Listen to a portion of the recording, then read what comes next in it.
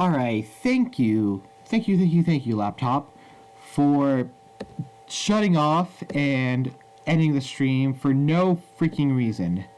Thank you for that. That's really appreciated, and it definitely doesn't piss me off.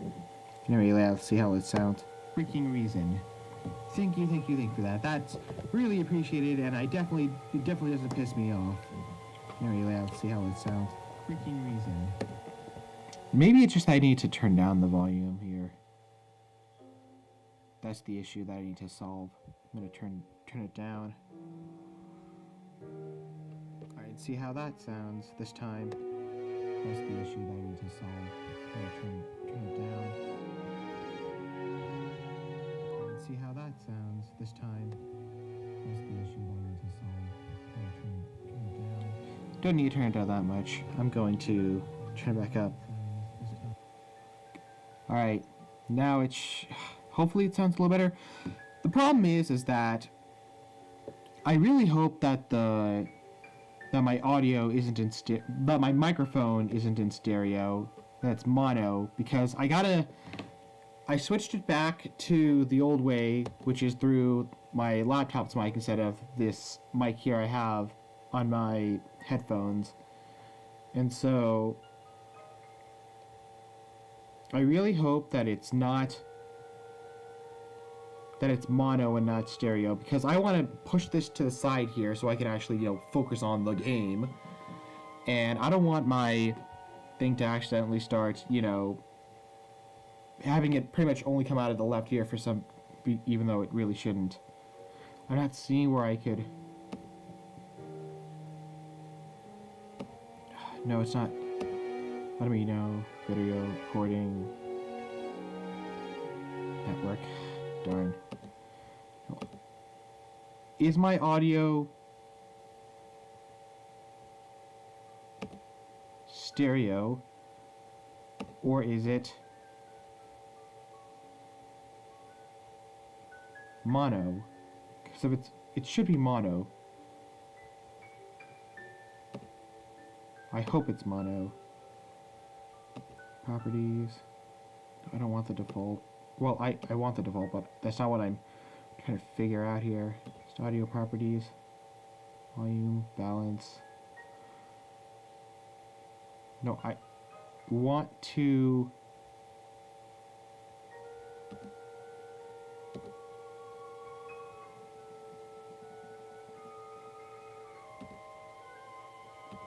I want to check if it's stereo or mono.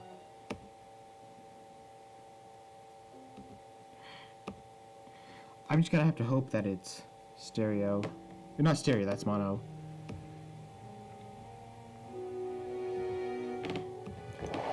I'm just gonna have to hope that it's stereo. Not stereo, that's mono. Crap. Shoot. Hang on. There we go.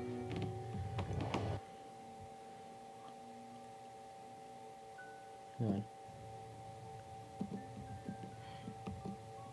I'm just gonna have to hope that it's stereo. Not stereo, that's mono. Ah, come on.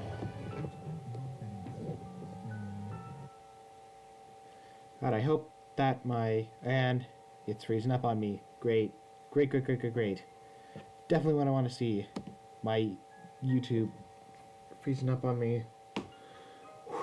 Okay. Want to...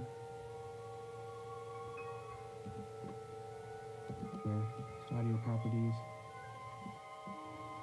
Audio stereo, or is it mono? So it should be mono. I hope it's mono. Okay, does that sound perfect? Does this all sound alright to you? At the very least, I'm gonna send the link. Then close Discord, because this we don't want this on, because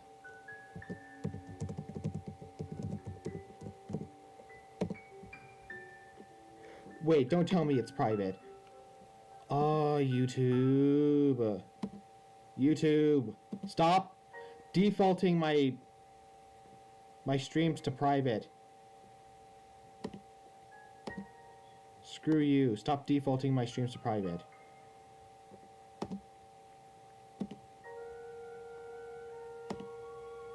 I hate it when you do that.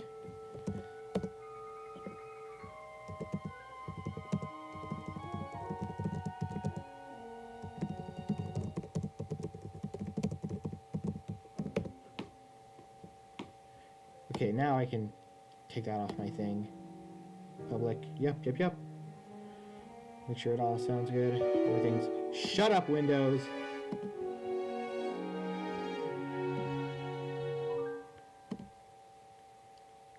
Sure. One more time that the audio sounds alright. Just gotta type in everything. And also get rid of some of this stuff while I'm at it. You know what? I'm gonna task manager Discord specifically so that it doesn't.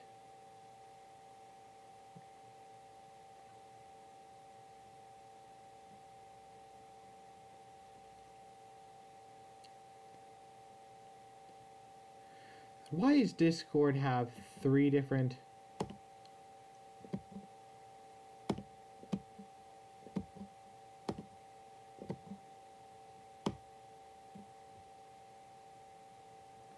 God, that's so stupid. Discord has no reason to have like 5 different things open at the same time. Okay, I think that's enough. Audio. Okay, now I can take that off my thing. Public. Yep. Make sure it all sounds good. Everything's... Shut up, Windows!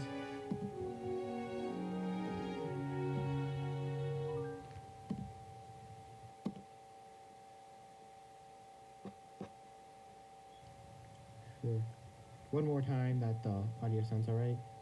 Just gotta type in everything and also get rid of some of this stuff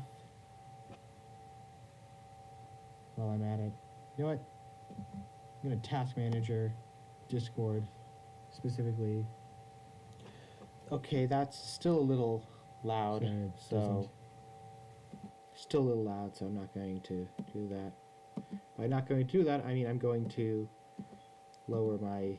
Gosh, I can never find audio that isn't garbage. I just can't. Throw this down here.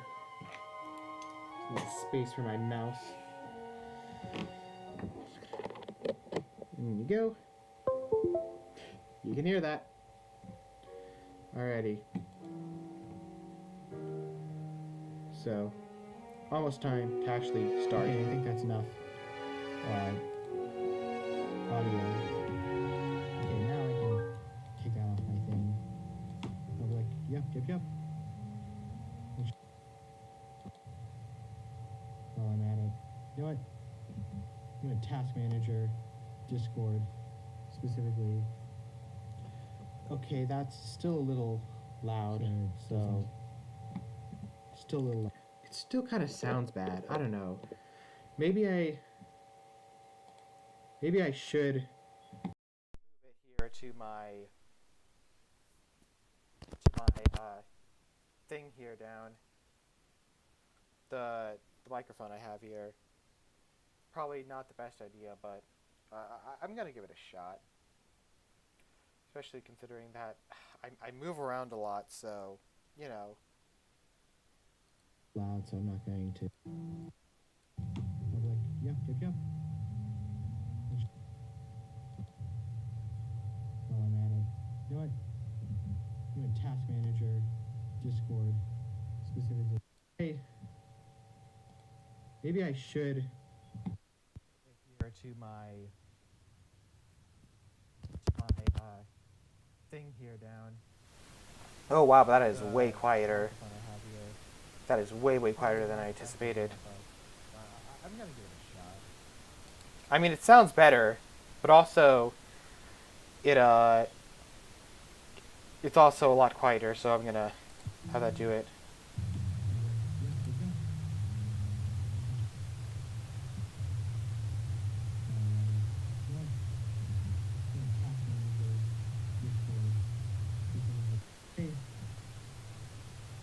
maybe I should.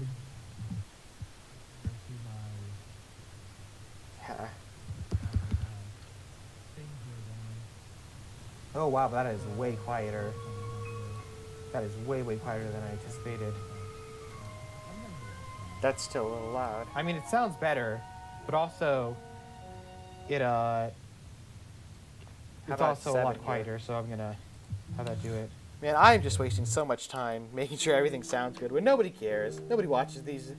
Well, some people watch them, but the point is, I spend way too much time on these dumb things when I should just be playing the game. I already wasted 11 minutes on this nonsense. And it's what happens, you know? It's what happens. Oh wow, that is way quieter. That is way quieter than I anticipated. That's still a little loud. I mean, it sounds better, but also it's also a lot quieter, so I'm gonna have that do it. Man, I'm just wasting so much time making sure everything sounds good when nobody cares. Nobody watches these. Well, some people watch them, but the point is, I spend way too much time on these dumb things when I should just be playing the game. I already wasted 11 minutes on this nonsense. And it's what happens, you know? It's what happens. Alright. Oh wow, that is way quieter. Alright. I'm just gonna put it at 5 and hope -5, I guess. And hope for the best. Okay. So. Where were we? This is where we were. So, last time we went to the theater, and, because, you know, for Dawn and stuff, or Bianca, personally, I say, looking at, yeah, my full-art flip-flop, the periphery of my vision here, on my desk. But this time we're going to go to the fair because we want to see what that option entails. So that's what is going to be happening here. Let's do that. You decide to go with Bianca's group to the county fair. However, a problem soon makes itself apparent. So yeah, when Loaf said that the country fair was outside the city, she didn't mention that it's like 15 miles out. How many sack lizards did you catch for Professor Cherry, Daniel? Perhaps we could use them again? There's no need for that. I have a car. What? You got a car? Yes. Huh, I didn't think you were that type, Charity. You're a rule breaker after all, huh? I'm clearly misinterpreting something. Oh, I get it. The driving age in Unova is 16. Oh, is it not 16 in Johto as well? No, it's 18 in both Kanto and Johto. Didn't have any time after high school to get my license. Came straight to Koban. Kind of shame too. I really wanted a car. One of those sporty yellow ones with the open tops and the gold rims. You might as well shoot a flare into the police station for as critically as you can pull over for driving that. A plain black car with a functioning airbag system and spacious glove box is all you need. I like a pink car. Something round with floor patterns, maybe. Floral patterns. Yell? Oh, I think I just like a bike, really. This polite conversation is covering the very obvious elephant in the room. Are you the only one with a car, Sheeran? I'm not so sure. Bianca does not have one. I know that. Hilbert? If I need to go somewhere, I ride Hilda's bike sidecar. Ha! Shut up. Well, I already said my piece. And I don't have a car or a license. What, but you're 19, right? That would have given you a full year to get your license. I never really had a reason to need either. Before Koban, the furthest I ever went from home was into Viridian Forest, and you can't take a car in there. Not without irritating a lot of wild Beedrill anyway. Sounds like Sharon's my only option. Sharon watches you curiously. Obviously, I don't have a car or license for that matter, so I guess you're it. I'm not going to drive us to a ditch. I'm sure your driving record is impeccable. You have no idea. Explain then. I have no idea how to continue this repartee.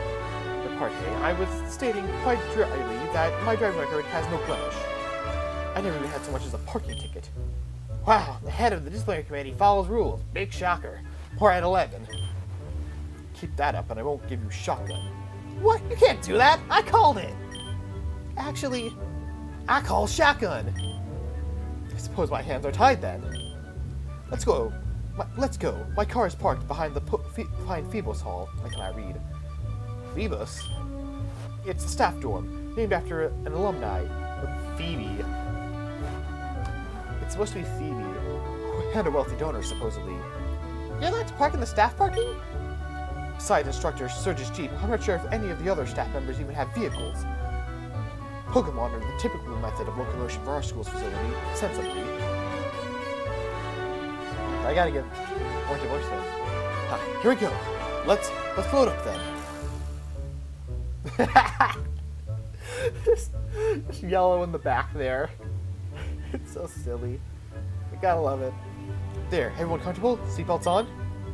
There's only room for 5 people in this car. I guess someone's gonna have to sit on my lap then. Nonsense. The trunk folds up into another set of 3 seats. I wouldn't load this car past capacity. Damn. Run, Shadowfax. Show us the meaning of haste. Cheer and pass the steering wheel affectionately. Call your car Shadowfax? Well, I thought exactly, Hilbert. You need your car Shadowfax? I did. So why is it white? Oh my god. That's a good one. Oh my god, Hildebrand, you can't just ask someone why their car's white. Going to screen cap that because I find it funny. It's a valid question. It's more of a silver gray, I think. Really? I thought so too. No, it's white. Classic Hilbert, refusing to see the gray. So, what are we all going to do at the fair? I appreciate the change of topic, but please remember your seatbelt, Bianca. It's alright, I'm fancy. Granted, but that doesn't make you exempt from the law. I think maybe if they have one of those fishing games, I might try that. I'm pretty good at fishing. Well, real fishing anyway.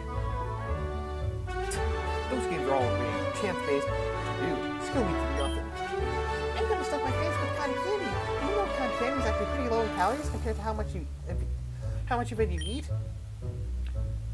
Boy, it's just pure sugar, right? A couple of teaspoons of sugar could make an entire tub of cotton candy. You're paying for sweetened air. Oh wait, that was Hilbert, not Sheeran. Oops. Well, I'm planning on riding one of them roller coasters. Oh, oh god, you're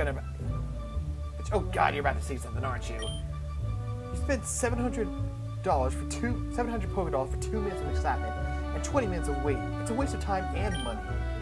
Thank you, Hilbert. That's quite enough. We're not on campus. You don't have any power. And you think I do on campus? I thought you were meant to be observant.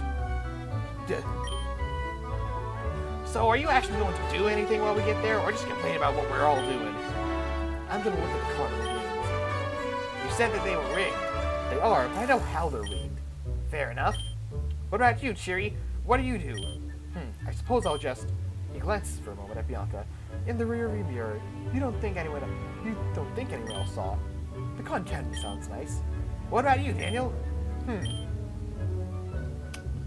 I mean, it depends, because if the carnival games cost money to play, then I'd say that's not a good idea. Granted, most fairs, the only fair I usually go to is the state fair in Texas, and that's dummy expensive regardless, so I usually just walk around. I mean, I guess the cool with coasters, I'm less concerned about, probably I wear glasses, and that makes roller coasters annoying, because I have to take them off and I can't see squat without glasses, so, man. When I say that all that stuff out loud, I actually don't really like amusement parks. I guess I'll coin flip on roller coaster and carnival games. Heads, roller coaster, carnival games, tails. Heads, roller coaster. I should have picked Hilbert. Oh well. What, nothing from you, Hillebreth? I've already made my thoughts known. Boy, has he.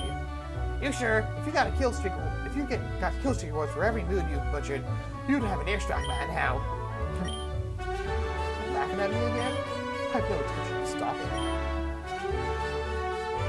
I'm going to sleep. Wake me up when we get there.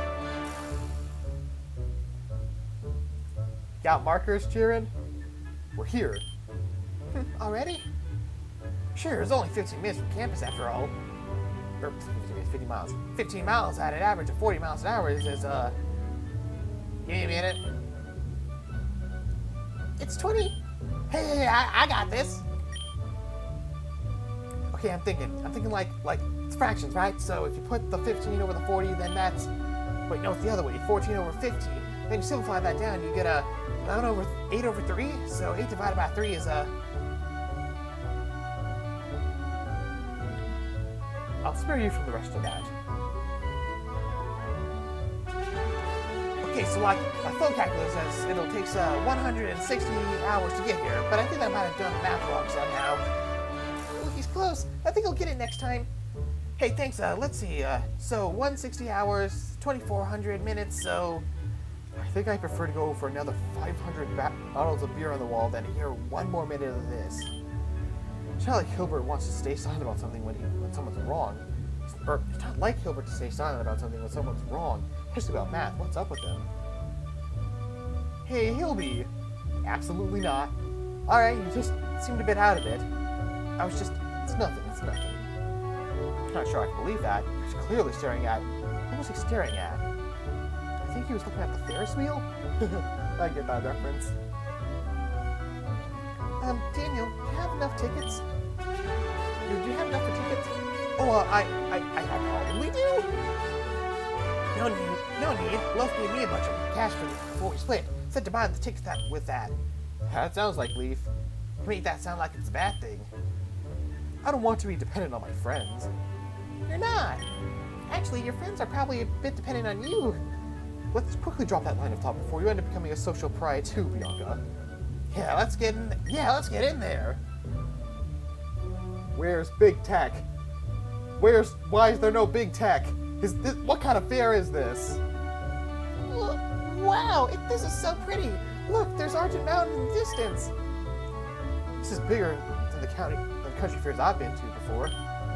Smaller than Boston's theme parks, though. Yeah, they probably have to keep these rides and attractions relatively smaller so they can be brought out on trucks. Yep, but because we're so close to the city, they could probably make them bigger than the kind of country fairs you've seen in the countryside. County fair. I keep saying country fair. County fair. Similar in size and scope to the shut up, stupid motorcycle people or whatever. Similar in size and scope to the Andela Boardwalk. Guys, are we seriously going to come to the No, it is country fair. Guys, are we seriously going to come to the country fair with games and stuff and just... Guys, are we seriously going to come to a country fair with games and stuff and just stand around being impressed by its logistics? Sorry, I was just really inspired. I just think it's really inspiring what people can create when they work together. I concur. The indomitable urge for collaboration is... Come on, the only indomitability we accept here is the indomitable human spirit. Screw you, Sharon. The only urge that creates this place, the urge to profit. The only urge that creates this place, the urge to profit. Oh great, you're back to normal. The children of games. I'll show you what I mean. No complaints here. Wait up!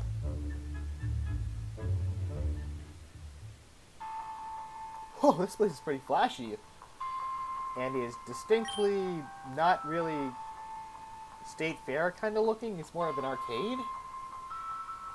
As long as you're distracted by the flash, you aren't thinking about how the odds are stacked against you. You've talked a lot about the odds of being stacked against us. Where's the proof? Look! Hilbert simply puts the bottom of the claw machine nearby, where there's a stylized R visible.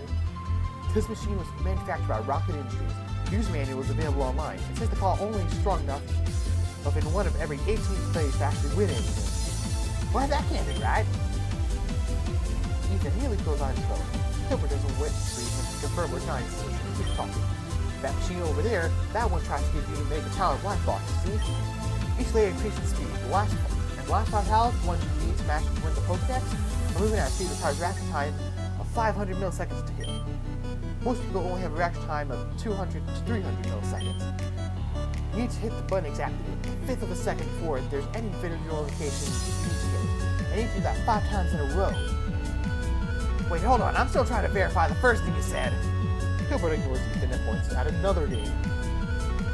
See that horizontal ladder? The rungs are a distraction. If you step on the rungs, the entire thing will flip. You need the upper body strength to pull yourself on the ropes alone. The coordination to move the opposite moves at the exact same time.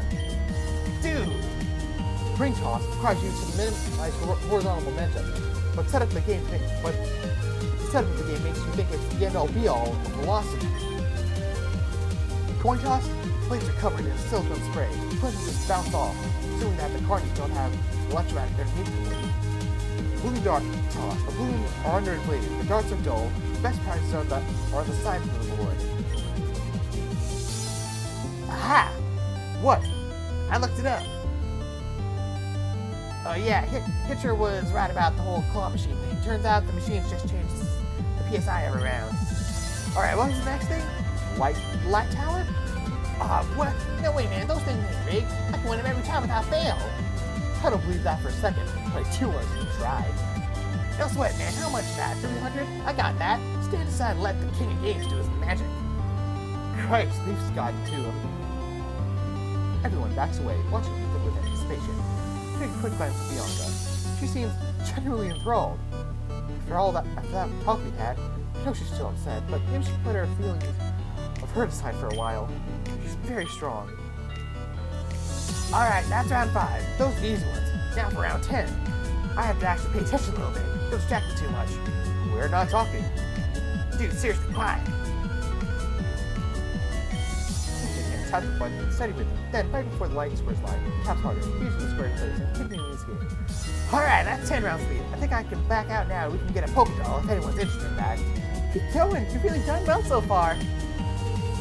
Alright, I gotta lock in now, though. Ethan postures stiff. He leans forwards, eyeballs almost pressed against the glass case. Suddenly, you feel a strange chill down your spine. Absolute focus. Ethan gets a chance something, some sort of strange gamer mantra. I'm the mountain of my dew. Plastic is my body. Silicone's my blood. I have created. Ethan presses the button rhythmically. For the first time, he doesn't end up aligning the tower block exactly. The new layers start to lose blocks one by one. He doesn't so much as wince at this. Is this what he's passionate about? Of course, he seemed so passive before, but looks like he's taking this really seriously. He's on the last round with 3 laps left. He can't possibly lose. This shouldn't be mathematically possible. Ethan's mouth curls into a cocky smile. He presses the button. The fire layer pauses right above the light tower. It's a perfect fit. Yes! And then, though it has definitely stopped for at least a half second before, it keeps going, one painful square after another, until the tower is completely misaligned. What? Come on, Oh well, I guess I messed up at the end there.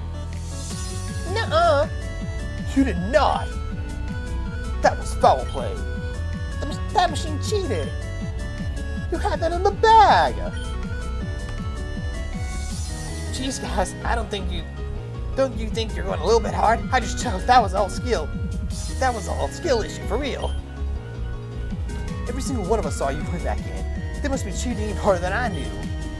It's an absolute miscarriage of justice. We need to talk to someone about this. I bet they didn't know that the machine was broken. Gilbert's right. Somebody absolutely set up on purpose so you couldn't win. We need revenge. Scary. I mean, fine. We can wave someone over, I guess, but I'm sorry. There's no problem here. Yes, my companion here quite clearly won you. Hey, Sharon. It's been a while. How dare you speak as though we are friends? You're so dramatic. You assaulted an innocent woman. You very nearly ruined the peace and education of the entire year with a robot students. I would posit this is an adequate amount of drama. Please, don't pretend my brother and I were in any way at fault. We only did what you told us to do. Just following orders is not an excuse. And I gave no orders. I asked for you to help in learning if Daniel even had power. I did not think it necessary for you to state that I do not think it necessary to state that you not burn down the school to do so. Clearly, we did not burn down the school. He's still here, and I've heard that witches too. Seems you couldn't even do that right. Firstly, calling Sabrina that again, you will sorely regret it. Secondly, I made no mistake. I want him gone, but keeping you and your brother from Koban's ground is a much higher priority. As though my brother and I would even be caught dead on that ungrateful campus. The quality of education is declining so fast, we're learning more from self-studying than the incompetence there could ever manage. Yes, you will clearly do well for yourself, working your job at a county fair. Suppose your parents cut you off the family credit card. That's none of your business, and for what it's worth, my brother is at the theater right now, cleaning popcorn on the floor, I assume. You smug little worm, you can talk all you...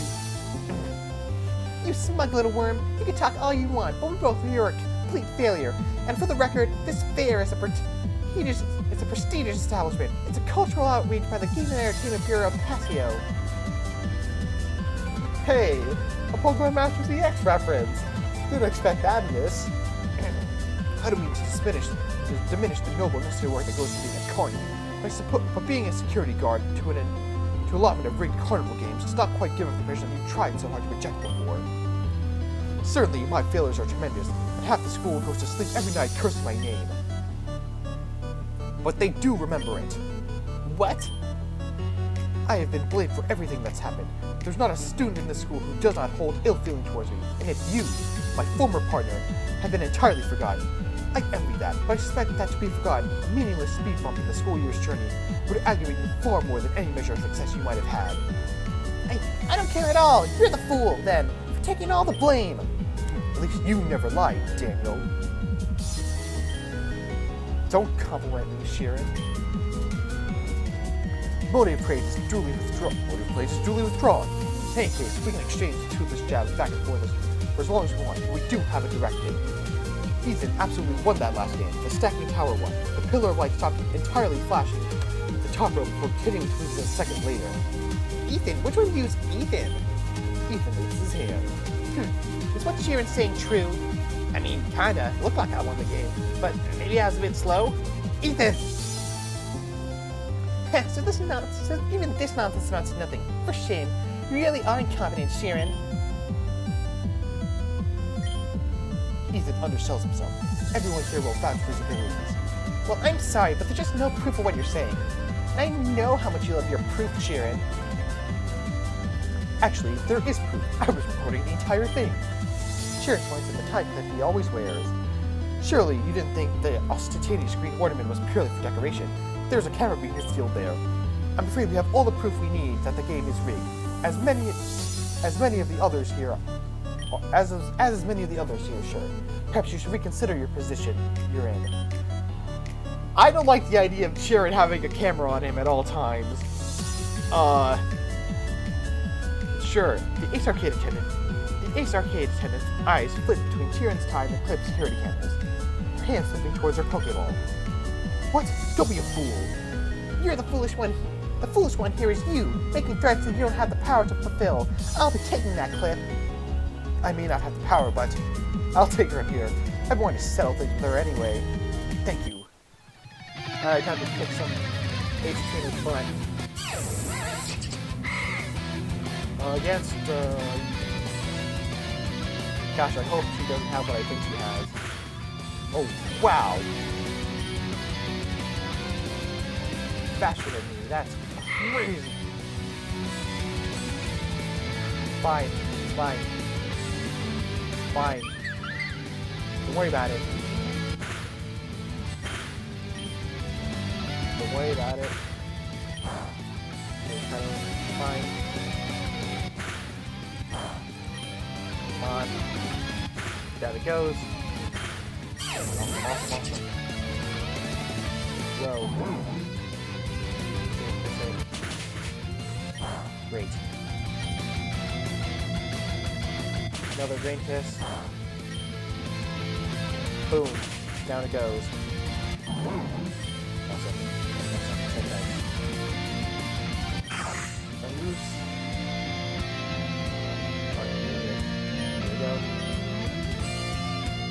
bad. Oops. Drain kiss. Oh, that's fine. Naturally. Cool. Kind of not very effective. Naturally again. Down grade. Person. That is a bug type that's going to kill me if I don't play my cards right. Cards, like it's fine, we're using special attack, and down they go easy.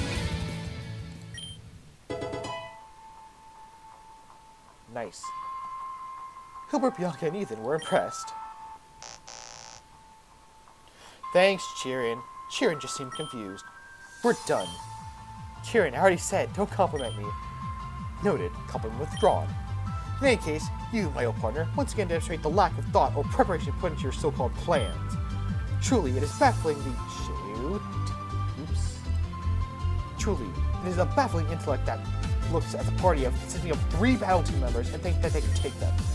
And you brute! Your strength proves nothing except you're willing to throw your weight around and get what you want. You don't even have the decency to throw around your own weight. Relying on assistance, you'll never succeed like that. No, I suppose not. But I can be very annoying before my final failure. Ethan, I'm afraid I must apologize for something. I don't actually have any proof that the machine is rigged. My tie clip... Yeah.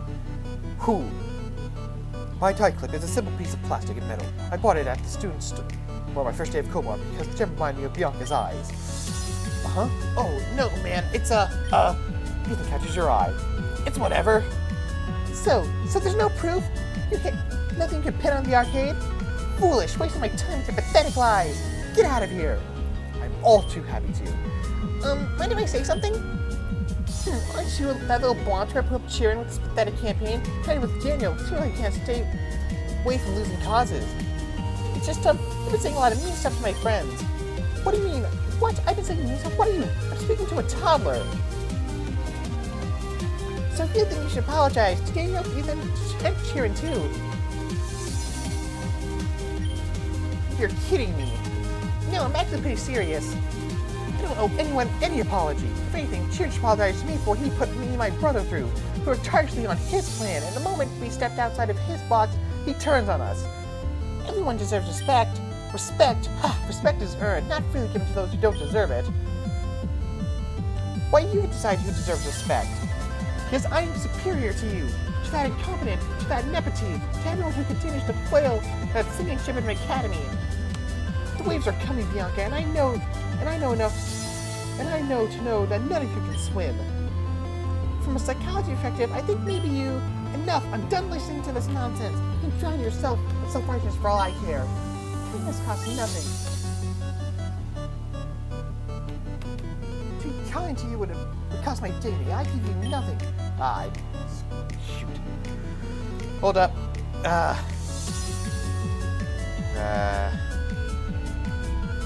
Gosh.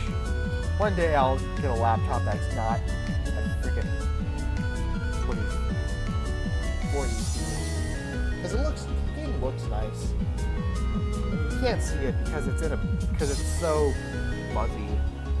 I guess next.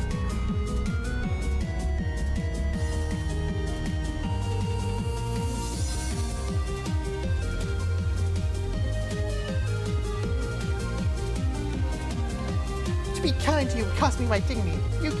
I give you nothing. I shall have nothing to do with you. That incompetent schemer, that country kick, or that freak of a witch. There we go. I told you not to call her that. You have even less power over me now than you did before. Simply stay out of my way. I don't think I will. What on earth are you trying to imply by that? Let's just say if you keep disrespecting people, you might find yourself in a situation you can't handle. Are you threatening me? I've already killed one person this week. That's ridiculous. You lie. Put your hands on Bianca's shoulder. She strolled back a bit and surprised. Come on, she's not worth it. Let's get you some cotton candy. You threatened me. My mother will hear of this, you peasant. Hopefully that's the last we see of our odious brother, but I'm not hopeful. Those two are like the world's most annoying boomerang. Yeah, let's just try to put them out of our mind. There's plenty of other fun stuff to do here. You go ahead. I want a moment. You're not gonna start something, are you? You're asking that? And wait, no, actually, I just wanted to talk to you. Oh, sure. Everyone else can go. Okay, you sure? So what was it? It's not your fault. Don't you ever say you killed him. You don't ever say that. Because the moment you say it, even if you're just threatening someone, you start believing it. It becomes truth. And that doesn't matter if it's not true. You'll keep believing it. You can't stop. It starts to mean nothing to you but pain. You don't deserve that. You don't deserve to do that to yourself.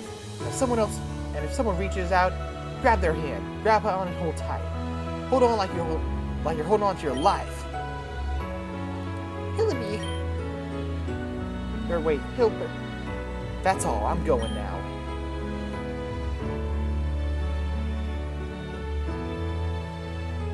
Though it takes some time, the food eventually returns to normal, and the group makes small talk as they chow down their cotton candy. Oh my. God, candies never tasted so good. Less sugar than soda. Less sugar than soda. That's not saying much. If soda wasn't so delicious, it would be considered abusive to give it to your child. That's a bit of a exaggeration, but you really shouldn't have too much of it. Noted. Not that I do anyway, though sometimes I'd gather up my neighbor's cans for that 1 cent refund. Yeesh. Sounds rough. Nah, everyone was running around Palatown anyway. Eventually people just put their cans and boxes on their porch. I became like a voluntary garbage man. Peaks joined me. He usually just rode on my head though. Little guy's really slimmed down, huh? Yep, sure. I want to go on the Ferris wheel. Gosh, I hope we don't encounter N here. Of course, go right ahead. Looks like the cabin's only hold 4. How should we split? Unovans in one cabin, Dorm 25 in the other? Might as well. Ultimate proposal. Jill and I take one cabin, everyone else takes another. Oh, looking for a little bit of privacy? Yes. Oh, fair enough. Yes. Oops. Do you have any objections, Daniel? You're asking my opinion. I didn't realize we were so close. If you fall out of that cabin while we're alone, I'm claiming it was an accident. Gotcha. Before the Ferris wheel with Herbert. With Hilbert. Let me say Herbert. Hilbert is staring directly at you. Given the tight quarters, you don't have much of a choice but to stare back at him too. So, what'd you ask me in the cabin for? Scared heights? I've been on a Ferris wheel before. Once. Aurora took me to an amusement park in Nabasa. Aurora, I remember her. She's your guardian, right? Hilbert nods in acknowledgement. It was a couple months after my parents were murdered. Oh. She thought it would cheer me up. My heart, it was frozen solid. When they were killed, I couldn't feel. I couldn't think. I could barely even breathe. She took me to an amusement park to cheer up. I'm sure she was doing the best she could. I'm not criticizing her. It was late in the evening. I saw the orange sun streaming over the top of Nabasa's musical theater. That sun melted my heart. First time I ever felt the pain of my loss. I wept. I broke through. It was not a pleasant memory. So that's when you decided you needed to kill? That was when death gripped me. And I knew that another death was all that was left. There's left to live for. Herbert looks out the window. He heaves a great sigh. Daniel, there's something I must confess to you. I'm the king of Team Plasma. That's N though. Do I do the Chris Pat? What? Probably surprised. It's because no, it's just Peaks was chewing on my ear. What did you just say? Oh, I said I'm going to kill the king of Team Plasma. Oh, I guess I didn't mishear you this time. As I was saying, you're probably surprised because the king of Team Plasma is responsible for my parents' death. I thought you said it was the dragon of the meteor? Every king needs a sword, and as I said, the dragon will fall, and the king will die. Yep, Not the time, bud. What's Team Plasma? My enemy. That's all you need to know. Oh, I'm glad you're telling me this, but why are you telling me this? You insist on being part of my mission. I believe the second part is coming up very soon. Shit, I thought I'd have more time to talk him out of this. I will continue to appreciate your support. Hilbert looked out the window and didn't say a word for the rest of the ride. So Hilbert's gonna kill N? Neat. You and your companions rejoin the other group to make your way back to the campus grounds. Alright, let's see the damage. And exactly what are you implying by that?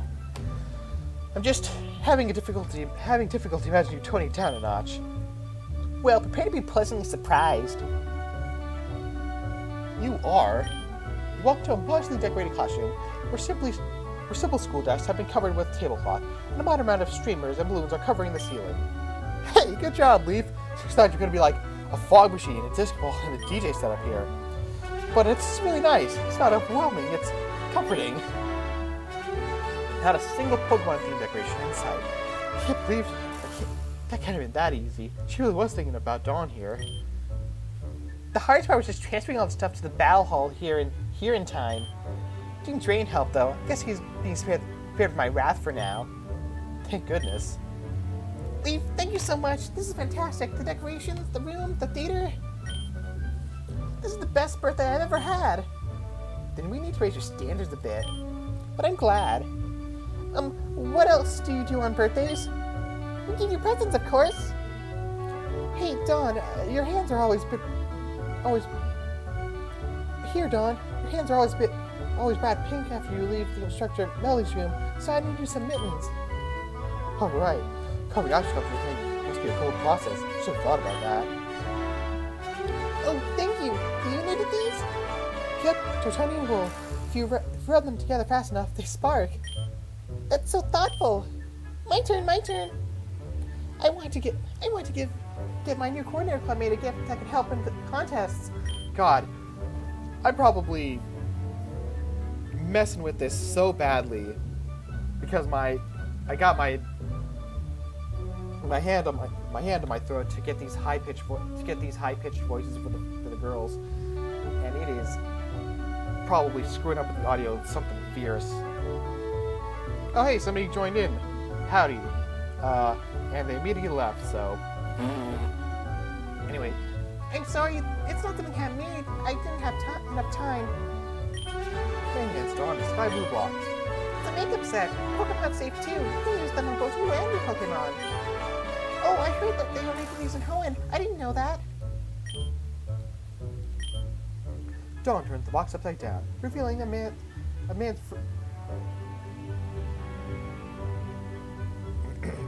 Dawn turns the box upside down, revealing a man's very identifiable figure on the bottom. The man is nude, sitting on the floor, covered only by wisps of aqua silk stretched strategically on his well-toned body. His expressions can only be described as that one that screams, "Come hither." Yeah, it's part of Instructor Wallace's personal brand. If you want packaging, they're really great. I don't know about you, but I'm not ignoring the box. In fact, I don't want packaging. I know about you, but I'm not ignoring that box. In fact, if you don't want the packaging, I'll take it off your hands. Hilda, you're embarrassing us. Us? That's who? I'm not Gosh, I'm just about to make that us. What do you mean us? You mean US? And then we. Joke about I didn't. That's too complicated for this. Whatever. Here's my gift. It's a choice pack. What? Really? Your battle with Daniel, I saw you seem to like using the same move repeatedly. Dragon Pulse? Oh! That might have been more due to the general lack of strategy in your battling than any particular preference, but it's still a nice thought. If you try that, your moves will be more powerful with this. If you don't like it, one of my classmates, Gardenia, will buy it off you. Orange hair, wears green, can't miss her. Sorry about him. No, it's fine. I love this gift. Thank you, Hilbert. Anyways, my gift isn't as fancy as his, but I hope you still like it. Hilbert casually tosses Dawn a white box with a smiling nail eye on the cover. Dawn stumbles to catch it a bit. Hilbert said that you liked ice cream, so I got you this. It's one of them make-your-own stealing code kits. Sorry, it's not handmade on my end either. You shouldn't have let Yell go first. Oh, that's fantastic. I always wanted one of these when I was a kid.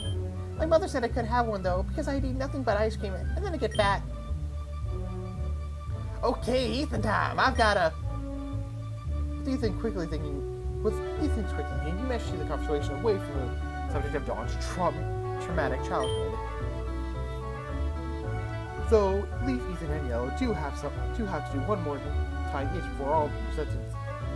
I can't read. Though Leaf, Ethan, and Yellow do have to do one more time each before all the presents are handed out. During this time, you quickly slip away to the cooking club classroom to go get your. During this time, you quickly slip away to the cooking club room to go grab the cake you stored there. Oh, Lola, are you here too? Sorry, just grabbing this cake, making my way back to the party. No time to chat. See ya. Howdy. This is so fantastic. Thank you so much, everyone. The party's not over yet, though. Daniel, why don't you show Dawn what you've got? And around the corner with the cake, candles lit. Leaf takes a deep breath, and everyone attending the birthday immediately knows what that means. Yep, birthday to you. I'm not singing. I think I did last time. But I don't have it in me tonight. Dawn blows out the candles and closes her eyes tightly, making a wish. Thank you so much. I don't know what to say, but wait. The candles on the cake. Yeah, sorry. I'm more of a fan of candles that have individual candles, but the cooking club only had a numbered kind. Oh, that's not the issue. It's just that it says 19. Well, yeah. I just turned 18. Oh, huh. Okay. I mean, I can run back and get some new candles, but I personally just want to eat it, right? I guess. What's the issue? She seems more bothered by that than I expected. It's just, I still look young, right? I'm not 18 yet, am I? I mean, to you? Dawn, I thought you had to be 19 because you fought the strongest woman in the world. Nothing more than that. Wait, you did fight Cynthia. Wait, when did you fight Cynthia then? When I was 16. Holy shit! Dawn, slow down. Who said you had to speedrun life? My mom. Dawn, we're seriously trying here. You gotta stop shooting holes in the mood like that. Alright, who wants cake? Let's get the ceremonial birthday knife out and start slicing. Usually you slice during the song, but I don't know if that's just my family. Slowly the party unwinds, and the day ends. Everyone goes to bed, content. This day, looking forward to what the future might hold. So contented you are, you go to bed early. Don't even notice when Blue eventually comes back, long after the curfew.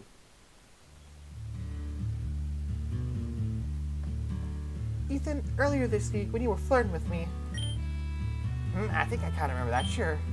Well, you said it was a joke. I was just curious, if you...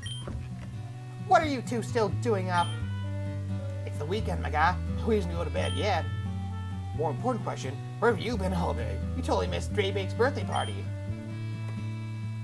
Not like I would have been invited anyway. Dawn hates me. I don't think Dawn has it in her to hate anyone, regardless of your history. Besides, Daybreak didn't exactly invite anyone. It was all oath. Huh, that just steals it then. Whatever, man. You're gonna answer the actual question. I've been trying to make friends. That's fantastic. Yo, those are arms around Blue. What are you doing? Oh, I'm just really proud of you, Blue. But going to that birthday party would have been a great way to do that, don't you think? Maybe, yeah. Dude, did you seriously not think of that yourself? I'm new to this. Lay off. And you're one to lecture me about friends. You've got the superpower that makes it easier for you, and you're still mooching off of Daniels. Hurtful and incorrect. Well played. Though, you gotta take it easy on me, too. I mean, you knew the guy for over a decade, right? Where could I even find friends that aren't already his? I mean, I got a bunch of weirdos on the internet who know my name, but I wouldn't call them friends. Yeah, it's tricky to find someone Daniel hasn't already met. That's why you try to hide Yell from him? You worried he'd take her, too? No, that's not what happened. I'm not judging you. Maybe I should, but it's not my job. I don't work for free. I'm just saying, there's another way. You don't have to see him as an enemy. Like, I get that you're frustrated that he's better than you, but he is not. But I am too, and I'm not blowing up on the guy about it. Wait, what? You're frustrated too? Of course I am. My doorman and my best friends at this school is basically me, just better in every way. Ah, the good old classic Ethan Gold thing. Always stuck with red sloppy seconds. Well, guess I've got a better sense of fashion. Anyway, that frustrates anyone. I'm not a saint. But it's not like that guy brags about it or anything. All he ever does is try to help people. It's annoying. Tell her the same thing. You seriously think she's annoying? Of course not. There you go then. Compared to Daniel and I, you're practically a stranger. I don't know why I'm even listening to you. Sometimes, being so close to the problem, you can't tell what it actually is. You can't tell what it actually is. It helps keep some of the issues at arm's reach.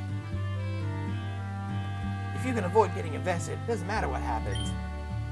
Though it's obviously too late for that for you. You're different than I thought you were. You're exactly who I thought you were.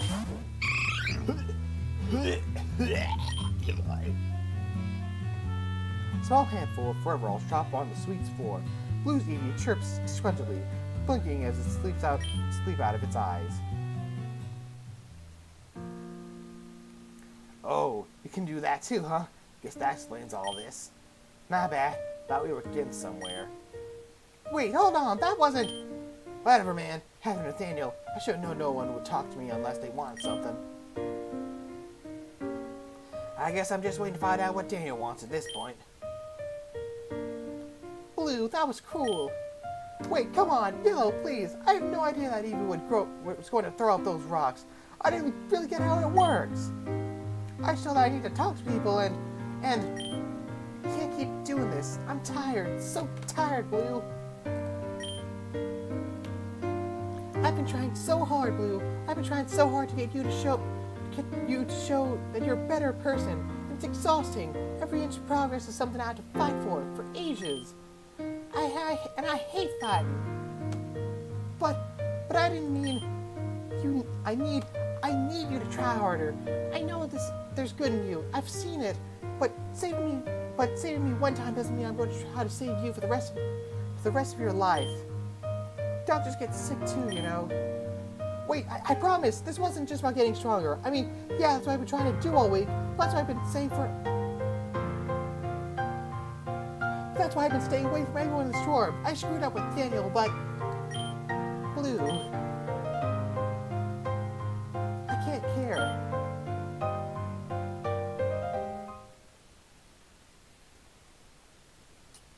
Alrighty. It is Sunday, and there's a lot to do.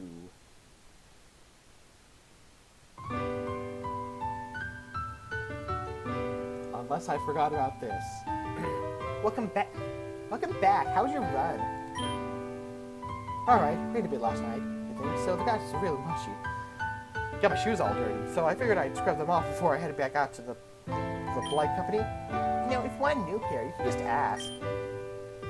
I know, but you know what I'd say to that? Yeah, I don't want to be dependent. Same for my birthday. Alright. On the top of things you're going to do for me, that's a hell of a segue. My heart just went from 0 to 100. Pretty sure neither of those numbers are healthy. Anyway, do you mind if I finish? Go ahead. Weren't we meant to be going somewhere, doing something? I mean, after flying across the ocean to get me, I kind of figured you'd be pushing this date harder. So, when you were a kid, did you rip into your Snowball Day presents as soon as you woke up, or did you sort of dance around them for hours, trying to predict what was inside? Well, I didn't have a lot of presents on Snowball Day, and I want to make them last. I'm not sure I say I danced around them, but yeah, I made them last. Open one every few hours. Well, there you go. I'm flattered. Anyway, I should be able to get things sorted out sometime next week. How's Wednesday sound? I'll have to clear my schedule. I got a high tea with the Queen of Galar book then, but I could probably shuffle some things around. Very gracious of you. I'd say it'll be worth the wait, but if Dawn's birthday was any indication, Dawn's birthday is great, she loved it. That was a fraction of what I can do, Skippy. I was operating on level 5 there. I'm a level 80 at least. Yeah, Dawn does like her level differences. Dork, I'm going out of here. See you later. See ya. Okay, so we don't have anything. Alright, what merriments and menuing we shall do? Crap. No, I don't want to swap style. Gosh darn it. There we go. See here, Sonia. Ready. Faye's ready.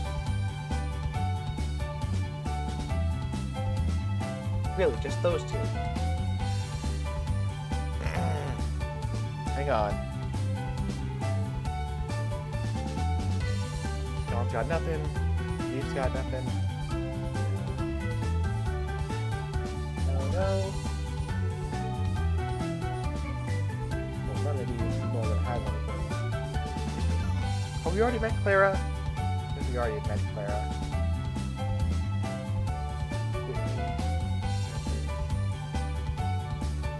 Rank 2 with B, and rank 2 with Colbert. Nowhere close to Colbert.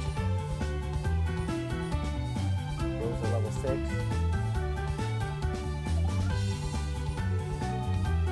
Wally. Yella, nothing. Wow, is it really just going to be... Okay, it's just going to be Sonia and Faye for today, I guess.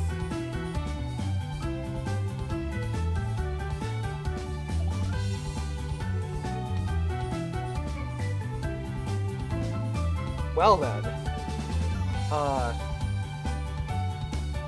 that's disappointing. I was hoping we can get 3 done, but I guess we're a little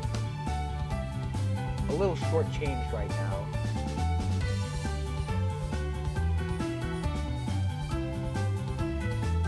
Do be like that.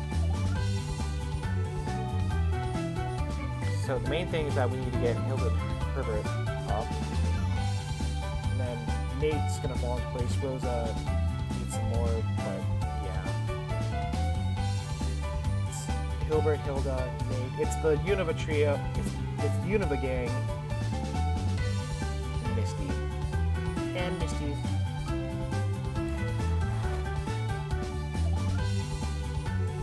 Do I want to do B first, or do I want to do Sonia first? Gotta do British accents either way. Sonia's a little easier because it's a more stereotypical, well, I gotta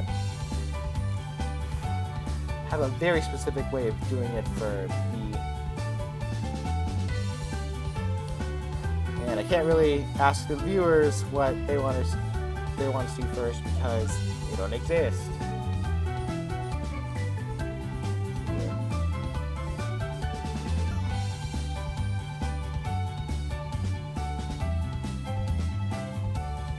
But I mean, I have the whole day, so want to find Sonia? She looks angry. You walk into the research center, looking for Sonia, when you suddenly hear her humming a little song to herself. She's looking closely at the glowing red rock at the countertop, or, wait, no, you suddenly remember that what Sonia was saying about wishing stars and how they were not rocks, but biological material. Her brow is frowned in concentration, and even her breathing is light. You try to suddenly make your presence known without startling her. Right, I can hear you. I know. Oops, sorry. just give me a tad. I feel like I'm on the verge of something quite important here. Oh, I know. Yappa, entertain, I guess, will you? Yep. Peach jumps off your shoulder and bounds up to Sonia's yamper, showing a surprising amount of affection. The two run in circles around the lab, sniffing each other. That's cute. I didn't know Peach liked Sonia's yamper so much, though. Wonder what that's about. Maybe they became friendly during some of the times I dropped Peach off to Sonia to study. Right. I think I'm at a good stopping point. What's up with those two? Oh, just a standard electrotype polarity attraction dynamic. Oh yeah, of course. That was my first guess. Instructor Serge will teach it later in his electric type class. Could you give me the quick rundown? Simply put, electric type Pokemon are some of the best at transferring power between each other. You might know that many Pokemon with the ability plus or minus are electric types, so just being in each other's presence powers each other. Some Pokemon are good at sharing energy, sharing the power between themselves. They effectively become a singular entity. Dynamite, for example. Gobon's Puzzle and Minun battling together can even share. Gobani and Puzzle and Minun battling together can even share thoughts, feelings, and damage between themselves. Gobon's got its own Puzzle and Minun. That's interesting. The two of you watch your electric types play around for a while. In any case, they're most prone to cross-species friendships, and I suppose one could say it's easy for them to communicate. Look there, Pikachu's headbutting Yamper's neck fluff. Is that where Yamper sorts electricity, like Pikachu's cheeks? Not quite. Yamper can actually store the electricity it generates. When it runs, it generates electricity, but you can see sparks flying off of it. Oh, is that right then? For you to have your own Yamper in this laboratory. Of course, come here, Yamper. Yamp. Look here, see? He's got little rubber wells that keep him grounded. Oh my god, they're adorable! Arguably, I'm more of a static hazard than Yamper is here. I should probably be wearing a hairnet, but Professor Oak doesn't keep any in stock. And he leaves his coffee rings on the delicate equipment here anyway. I'm pretty sure anything in this lab that could be replaced at the snap of his fingers. Well, except you, of course. You're the only Liberation Home Pikachu, after all. So, I wanted to thank you, by the way, for letting me study Peaks. Hey, thank you for studying him. I wouldn't know nearly much about how he worked if you hadn't gotten me that head start. I only know a little bit of how they worked back then. Don't worry yourself about it. It was my pleasure to help in whatever small way I could. On that line of thought, is there something I could do for you? No, I just came here to talk. Oh, well, I'm not sure if there's anything I could talk about that'd be interesting to you. Why do you do that? Huh? You're a researcher working on a groundbreaking field. You're a skilled battler, one of the best on the battle team. You're a reliable senior to all your classmates. You're amazing, Sonia. You're personal friends with a champion, a gym leader, and a supermodel. Seems like everyone but you realizes how amazing you are. Come on, lay off. It's not right to tease a lady like that. Wait. Your best friends are a champion, a powerful and popular gym leader, and a supermodel. And your grandmother is a world-famous Dynamax researcher. Yes? Jean's a good captain, but she's a little bit terse. It doesn't throw compliments out very often, so I guess that leads me to ask you. Have you ever had a compliment directed at you? Of course, don't be daft. What was it? Well, you just said it was amazing. Okay, besides me. What a wonder you have such a touch of time then. Even your crowning achievement, the study of wishing stars, you've got a bunch of angry geologists on your back. Put it like that, it does sound like I've had a rather rough of it, I suppose. Well, that sucks. I know just what to do. You get very close to Sonia and look directly into her eyes. Daniel, you're intelligent. Honest, most of my work is pretty derivative of you're an excellent battler. Most of it's just really remembered tag matchups compared to you're funny. Funny? Now that's a laugh. I'm so awkward you're a good friend. How good a friend can I be when you're beautiful. Now hold on, Ness. You're ambitious. Leo? Leon, this goes on for a while. Eventually, Sonia stops protesting, having melted into a thorough, mortified puddle draped over a lab table, begging weakly for you to stop. You doing all right? Cool.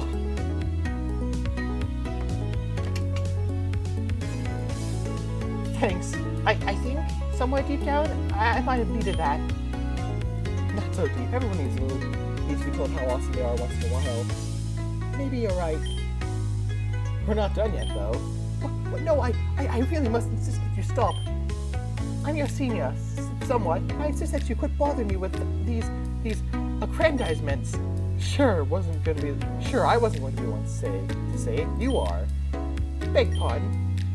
Say something about yourself your life. Give yourself a compliment. Oh, well, my grades are decent enough. I already said that one. I said you were intelligent. Here's something I haven't said. Besides the fact that grades are only somewhat correlated with intelligence, can't possibly expect me to do that. You're to compliment me in every way, which way possible. Nah, I'm sure I'll think just a few good things. Go ahead. Honestly, I can't think of anything. Well, there is that. I suppose you wouldn't want to say that. Jesus Christ. I have, in my own opinion, a rather nice chest. There we go. Now you're turning to blush like a little schoolgirl. Well, I mean, I'm not going to deny it, but yeah, that wasn't going to be the one I wasn't going to be the one to say it. Well then, I won. Yes, you did. Good job. Wouldn't that fall under beauty? Whatever. May I confide you something a bit silly? Of course, go ahead. I was often compared to Raihan and Nessa towards my looks, sometimes even Leon. Okay, I can see that. They're both pretty showy and beautiful, yes. Their skins are clear and perfect. Their bone structure is immaculate. They're, well, you know. Raihan may be broader than a bond. Nessa may have somewhat flat enough to sharpen a sword on, but I do have my own advantages. Actually, it was Nessa who pointed that out. That I could flatter myself a bit more than I did. Much of my wardrobe before then consisted of my grand's hand-me-downs, floral dresses, and cardigans. One day she sat me down and told me that she wasn't going to let me dress like an ope anymore. I'm assuming that's British slang. I used to feel like I was just wearing a costume, like I was dressing like someone I'm not, but Ryan told me that that's how everyone feels. He told me that's what fashion is. You're understandable. Ryan and Nessa deepens. So that's, I suppose, if you're ever wondering why I was unaware of how my outfit fit, I suppose if you ever wondered if I was unaware of how my outfits fit, I'm not. I have difficult feeling proud of much, but, well, there's some things I'm quite confident about. This is a new side to you. Oh, bother, I should have told you that. Gosh darn energy. I just like to think of myself as I just like to think of it as just my inoffensive charisma. Oh, get out of here, you cad. I'm busy unearthing the mysteries of space. I have no more time to talk about boobies. Alright, I'm gone. So that was a conversation that happened. Gee, get your head straight, Sonia. There's no time to be fancying your juniors. Focus. Job offer from Macrocosmos. Your heart shifted as you feel your relationship with Sonia evolve from friend to junior. And Pikachu is hacking out.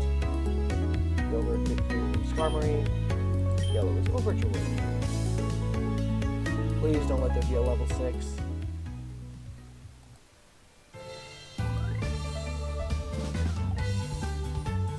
Okay. Good.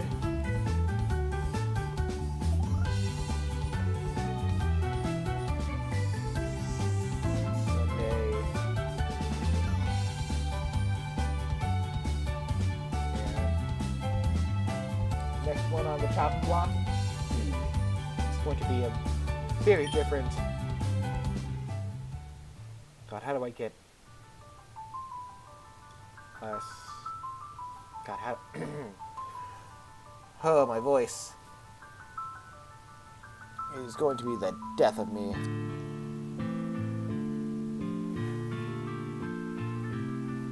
So that brings us to next week. Based on your schedule, if we get up at 7:15 every morning, you should have enough time to get a workout in before your first class. Showers included, of course.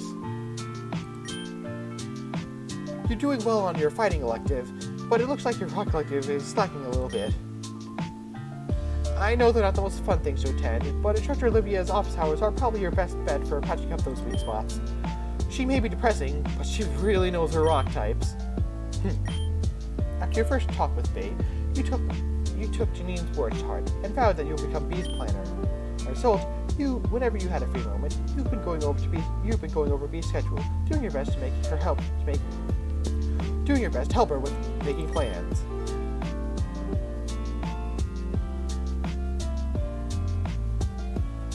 This has proven to be surprisingly difficult. It's not that Bea lacks the discipline to follow the plan, not even close. Nor is that she has any way unappreciative. Rather, her gestures of gratitude have gotten more and more embarrassingly grandiose. For your aid, I swear a debt that I shall carry with my life. Bea, this is the third life debt you swore this week. I would not have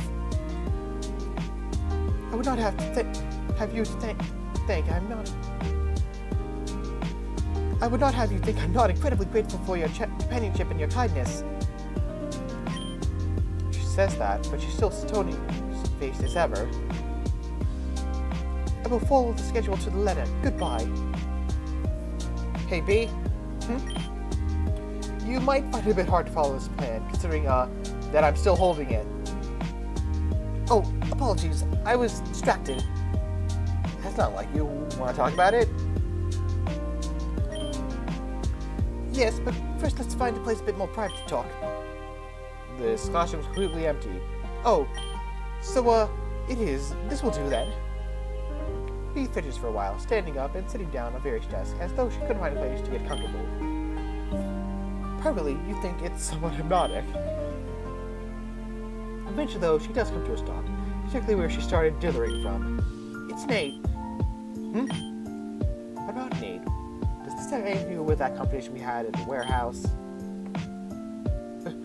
Bea and H have been giving me leads to a certain someone that I've been hunting for a while. He did mention that he thought Bea might have a clue towards someone he's been trying to track. Well, what is it? I think I've become fond of him, and I would like to know how to demonstrate that. That's great, but I'm not going to write a love letter for you. That was a joke. Well, they say it's all in the livery. This is the part where I jovially punch you in the shoulder, given that I would rather not shatter your arm. I will simply say my intent to do so, in lieu of execution. I appreciate that. After that one time I managed to grab you during training, I don't think I've managed to land a hand on you unless you let me to get a better grip on me. I have to thank you for that. You've been an invaluable practice partner. I feel like I've been about as valuable as a bag of potatoes would be when it comes to training, but you attempt to steer the conversation back into its original direction.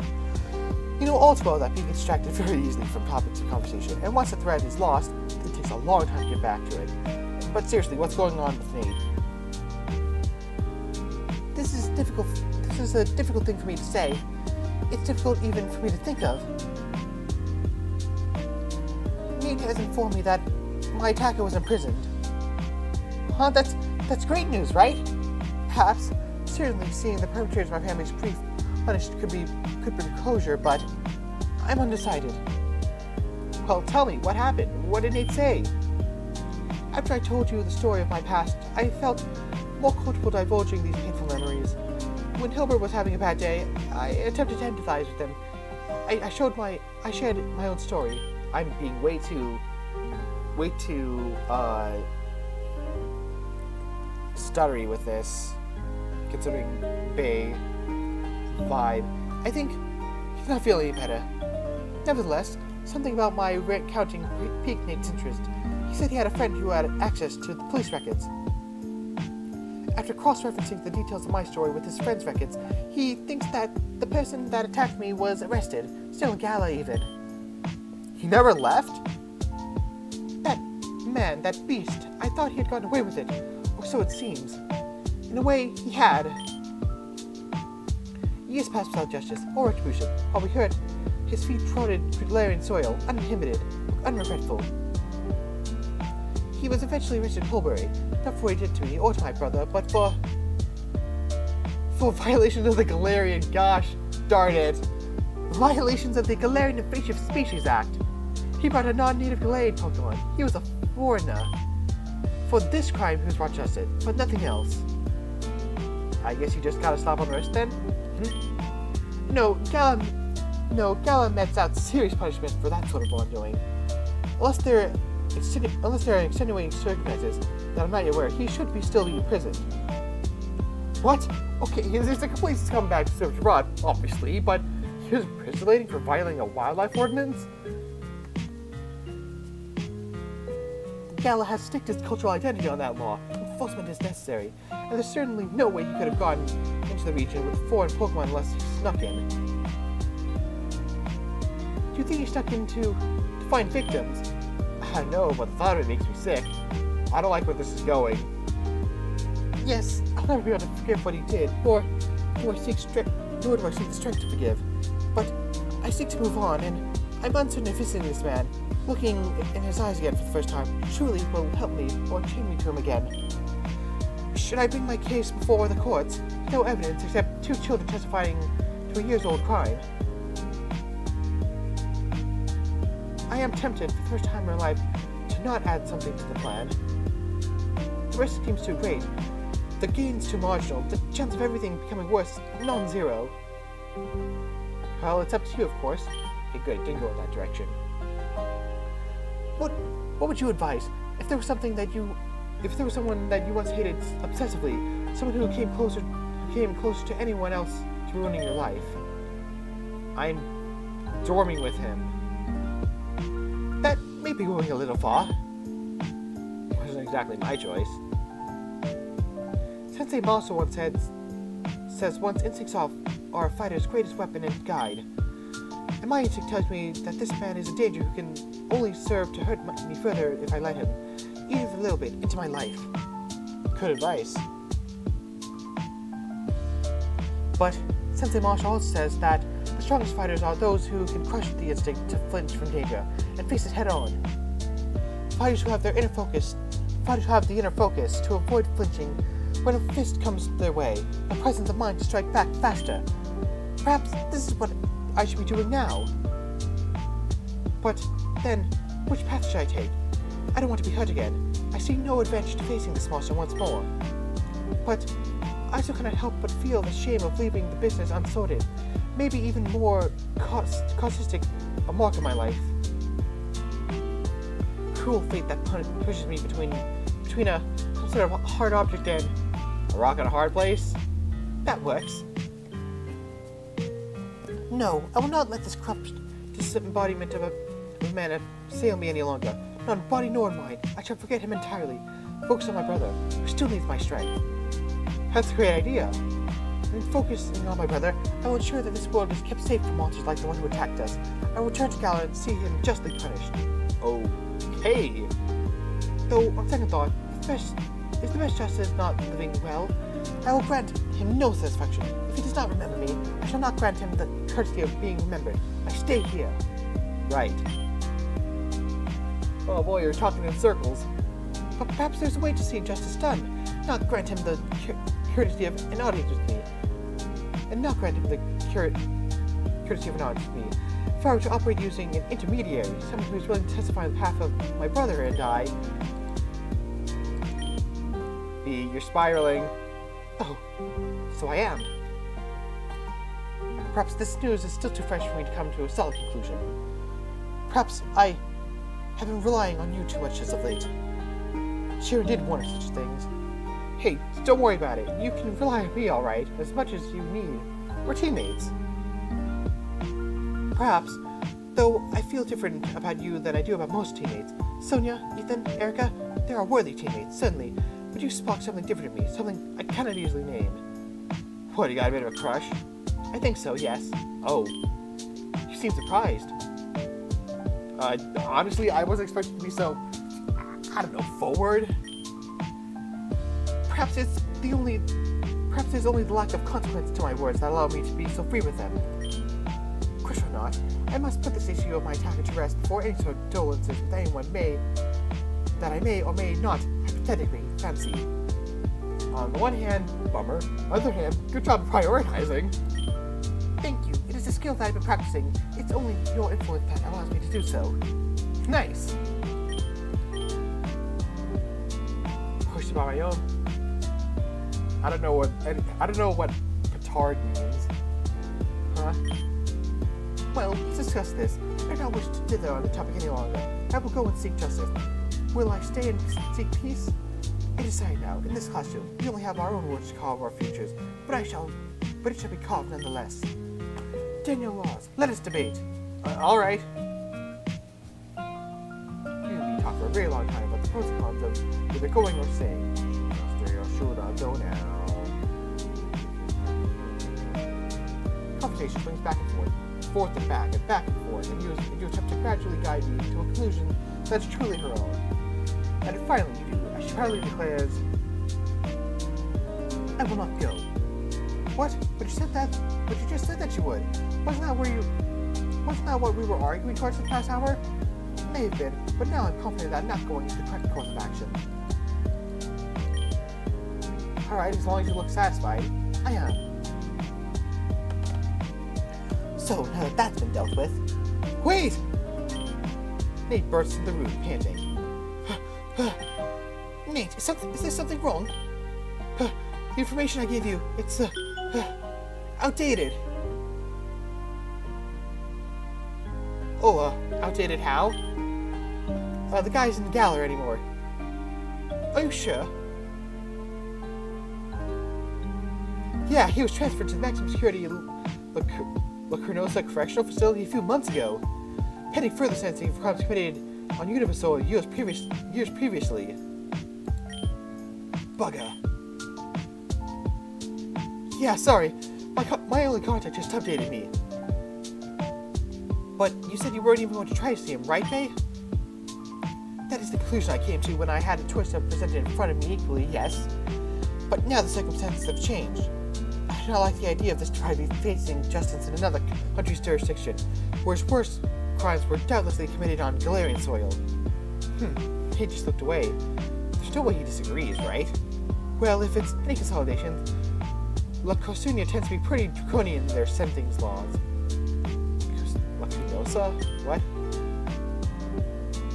I mean, legends say that they keep a big ice dragon locked up just outside their walls for centuries, so they can keep one man in there. To make sure he's not happy, you know?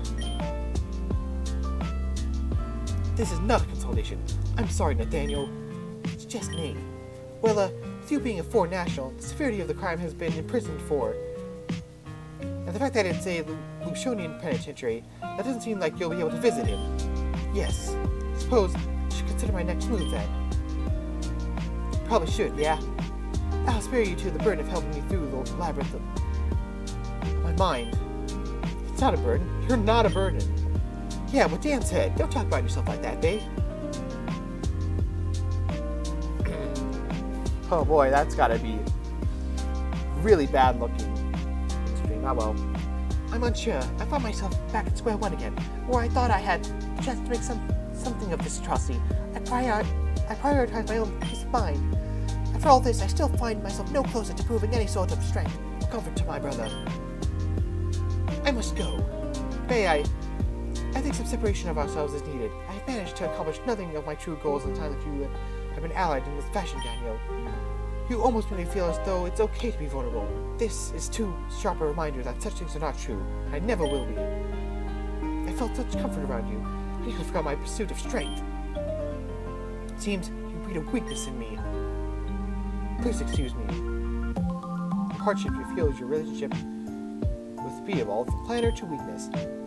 Pal, this is what I fight for, huh? It's not an abstract sense of peace. It's a fight for a world where B would never have to go through this. It's a fight for a world where kids in your neighborhood could go out late at night and play. I am not doing the maid voice very well. I fight for a world where a child could go out on a league challenge by herself, exploring entire regions with nothing but her Pokemon. I hate my job sometimes, but I want to protect the bees out there way more. Do you think I should go after her? What are you asking me for? You're better with people than I am, Dan.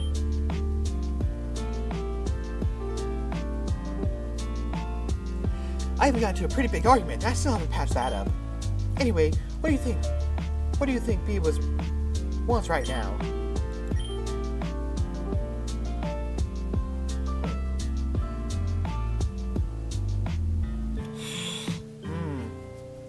Difficult choices. I mean, can't leave her alone.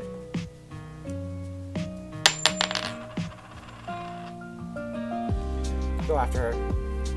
Maybe I might have been overdoing it with the help a bit. She's mostly irritated with me. I'm sure she'd appreciate time with her roommate. And while you're in there, maybe remind her I was just trying to help. You got it, pal. See ya. Wait.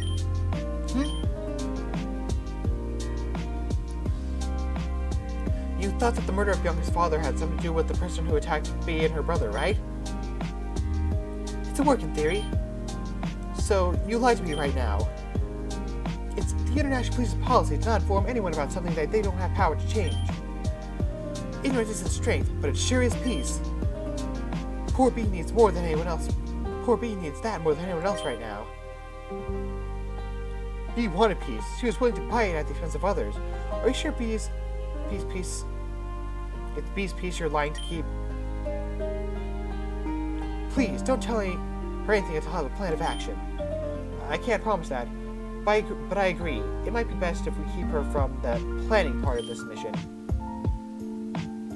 Okay, I guess it's the best that I can do. Okay, I guess it's the best I can get from you for now, then. Keep in contact? Yeah, see you later.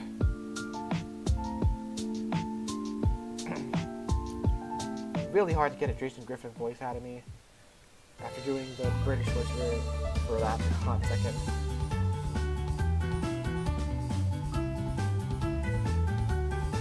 Here we are, back at it again.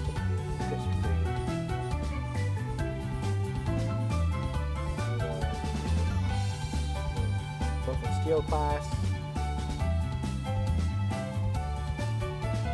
Shoulders upon +3.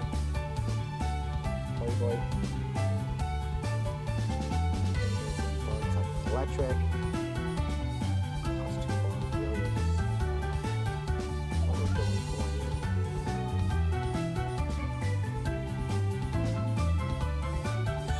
Okay, so. Well, we don't worry about Nate. You gotta put the Hilbert before the Nate here. There's a electric cycle.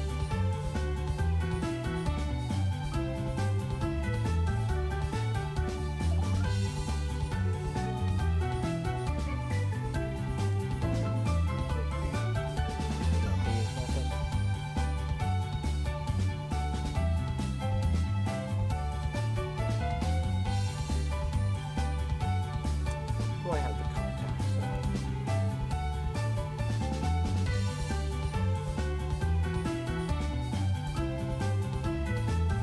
Well, I guess that's not going to show me it.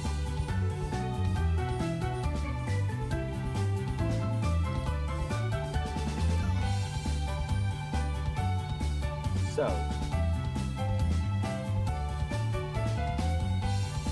I mean, Hilbert's kind of the obvious one here. Except that we gotta get. It's gonna take a hot second to get him to level 4.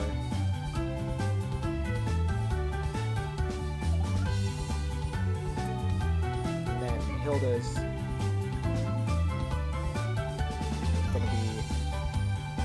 gonna be there by Wednesday minimum. Granted, we're busy on Wednesday.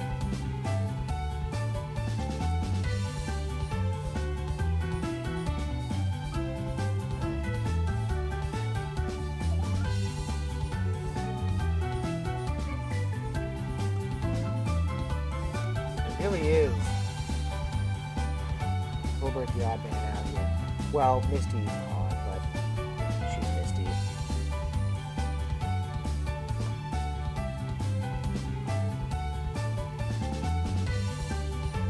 So, do I go with Misty or go with Hilbert? I think Hilbert's a little further behind here. Well, a lot further behind here, so I gotta prioritize him a little. I mean, I'm gonna go to ice class regardless because that kills two birds with one stone with Misty and Hilbert. I think Rosa is kind of a lost cause here in terms of getting up there. But yeah, we're gonna hang out with Hilbert.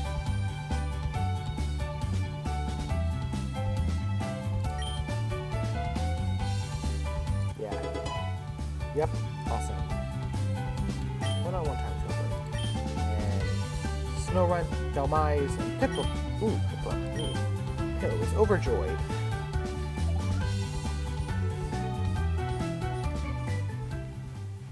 Should I text someone before I head to bed? You're about to text someone as usual when suddenly you feel overwhelmingly tired. Huh, what's up with that? Maybe that was that talk with B recently. Things got pretty intense. You decide to close your eyes and forego texting tonight. You drift off, thinking about that serious conversation with having with B. Uh-oh.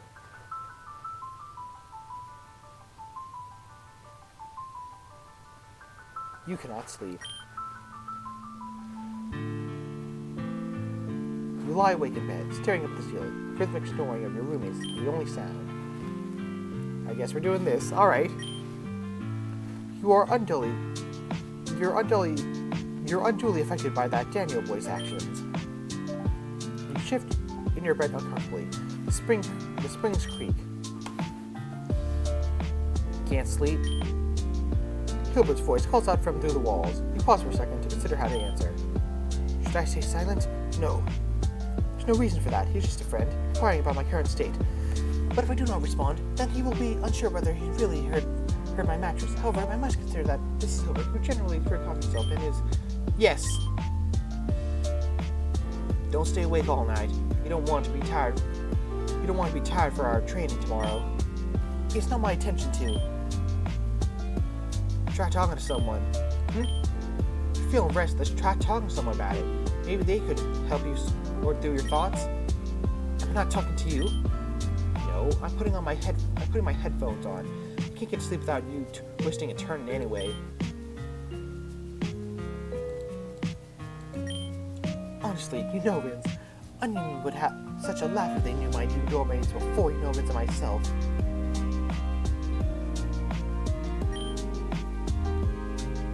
It's been a while since I've called him, hasn't it? What time is in Galera now? They're 5 hours behind Koban, right? That should be 7 p.m. I'm sure he's still awake. The phone rings once, twice, thrice. Halfway across the world, a small hand clumsily swipes on the screen of the right phone. Oh, hey, Alistair. Beetroot. Onion. I'm sure I didn't stop you from going to bed. Alistair barely wipes the sleep out of his eyes. An easy task given the mask. Beetroot, it's 5 a.m. here. Oh. So, 5 hours behind.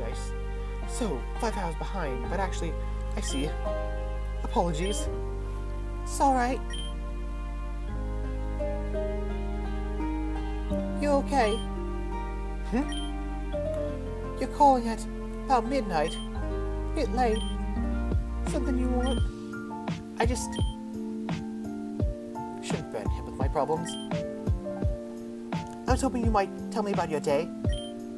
You want to hear about my day? Yes. I just woke up. Oh, right, of course. Yesterday then, maybe? Okay.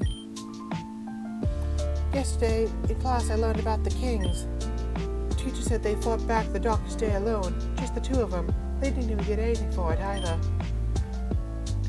Where did the heroes go? What do you mean? What they did back then was wicked, but no one do anything like that nowadays. If the darkest day happened again, and no one even fight it, they just let it happen. I'd asked Mr. Leon who'd protect us, and he said he would. Of course, he's the king of champions. He'll fight for Gallo to the bitter end. Gallo, okay, but Gallo's got its people. But Gallo's got people in it. I wonder if you can really help the pieces if you're trying to handle the entire whole. I read a news story. You're such an intelligent boy, always picking up with new stories. What's this one about? It's about a squirvet. See, there was a squirvet, and the squirrel was packing its nuts for the winter. But the winter was coming very soon. But the squirvet didn't do it when he oughta. So he needed a lot of nuts, right quick. He knew he ought to have done it, but he tried to steal from another squirvet's tree. Oh no, what happened next? He started stuffing his cheeks, full up, more and more nuts. Don't make a D's nuts joke, don't make a D's nuts joke, don't make a D's nuts joke. But it's me pointing out a D's nuts joke. But he couldn't carry them all, so the little thing thought he'd just take advantage of his position and started just eating the nuts he couldn't fit. Might as well, since he couldn't take them with him. How rude! Why didn't Squirrel just take multiple trips? I don't know, teacher didn't say that part. Halster seems troubled. What happened next? He ate so many that became fat, really fat enough to evolve into a gradient. Then he was too big, green and pretty fat, couldn't move, so he was just stuck there in the hollow tree. Oh no! Tried to escape, but he was too squashed in, couldn't move, it was hopeless. And then the other squirrel came back. He saw him there, they laughed at him. All because he couldn't move, couldn't feed himself, so even though he was surrounded by food, he died. And that's the story. Take it you're fun at parties. Onion, do all your stories end with the protagonist dying? Only the ones I like. Well, did your teacher say the moral of that story was? Not to be a greedy Gus. I see. I like those stories, because the bad stuff happens to the bad people, and the good stuff happens to the good people. It all makes sense. I understand how you feel. Mr. Rose calls that karma. Speaking of, how's the gym? I still don't want to be a leader. Oh, even now? All the people, they're so loud. They get really upset when I lose. But sometimes they get really upset when I win too. I don't know. The music's too loud. Mr. Rose wants me to do signatures for 2 hours every weekend. But then the people come up, they want to talk. I don't want to talk to them, and I don't want to be rude. Mom thinks it's good for me. I don't want Dad to have been the one, and I don't want Dad to have been on the dole. It's just a temporary position, and in the year I'll return, and I'll take over the gym. Money says it takes a lot of money to change the merch when a Jimmy's drops. He showed me a warehouse full of Alistair plushies, me plushies. Instead, if I left the gym, I'd have to get Mr. Lana to burn all those. Well, that's a nasty trick for him to pull on you. He won't burn them. He'll probably just donate them to the Pokemon League Museum in Hemlock. Wouldn't that be nice, Onion? You get to be part of Gala's history. I want to leave Gala. What? Why? You did? Well, yes, but it's our homeland. You left. Well, yes, but there's part of a larger plan, even just a step to the bigger picture. I wonder if you can really help the pieces if you're trying to handle the entire whole. Onion. That's a kitty nickname. I'm Hallister now. Gym Leader Hallister. Mr. Rose told me if I had a lot of responsibility, he said I should use the same name all the time. Otherwise, Lockets get confused. I'll take it, Mr. Rose is kind of a jerk. I'm still Beetroot. I need to get away. I feel like I'm shadow tagged, like there's something trapping me here, in Gala and Stoneside in the gym. Trapped just like that fatty ingredient. And every day, the other school would come to my gym and point to me, and cheer and laugh and boo. I'm stuck. I want to go. Alistair hangs up. Close your eyes and focus on your deep breathing exercise. Oddly, Daniel's face is surfacing in your mind. Hey, B? You'll make it through. You're strong, you know. Everywhere that matters. I'm here to help you. Come on, let me help you.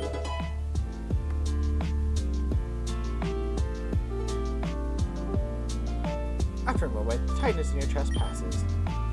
Good night, Onion, my beloved brother. Sleep well. And I love you. And if you just give me a little more time, I will be your strength. Gotta be more forceful with the B voice. Because otherwise it's just generic British girl. Not even that. My voice doesn't get that high.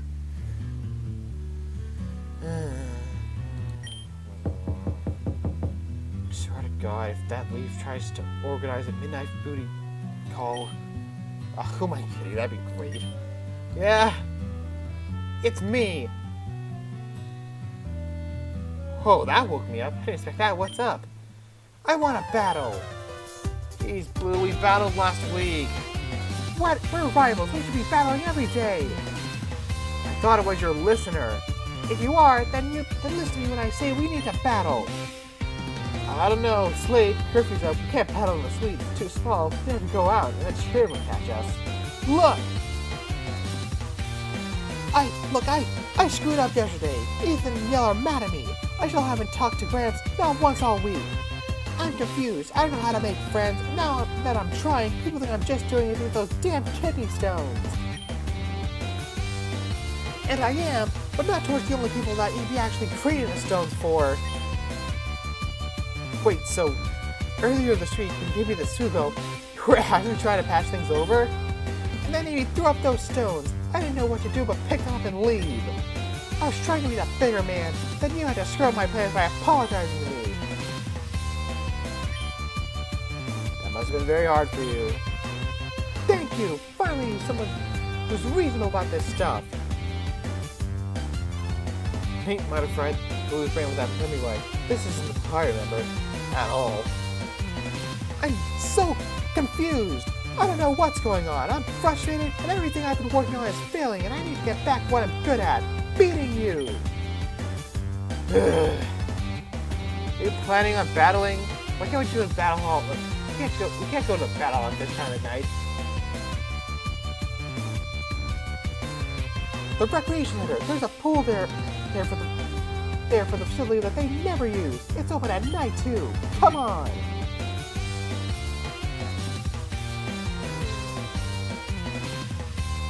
Blue rank 1, baby! What?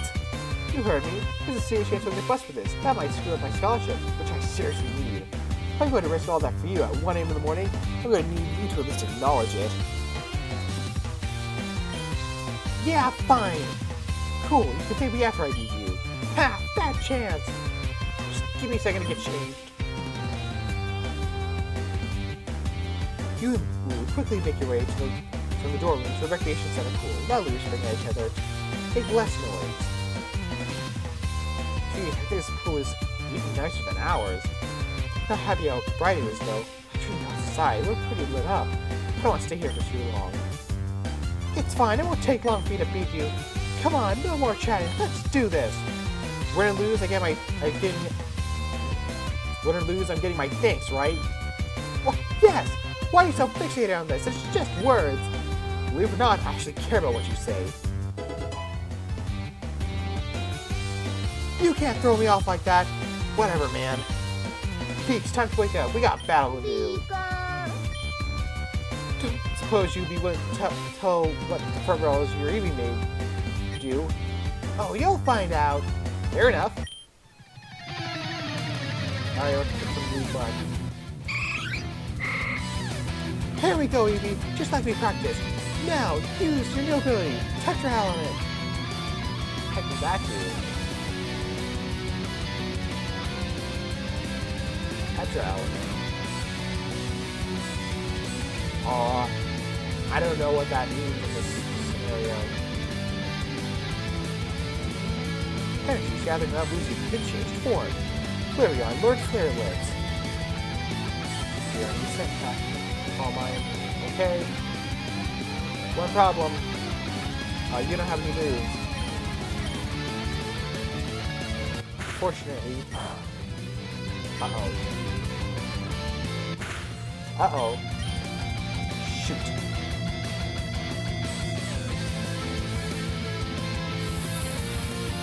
Right.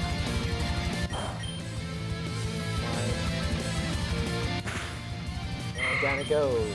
Great.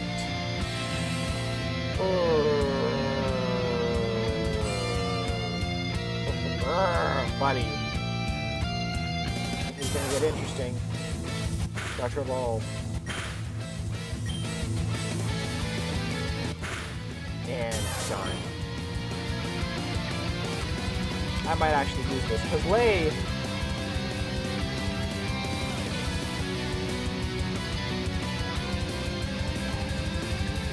This is a bit of a risky play, but I'm gonna do it.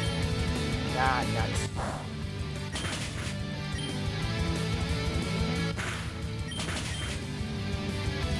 I got nothing. Damn.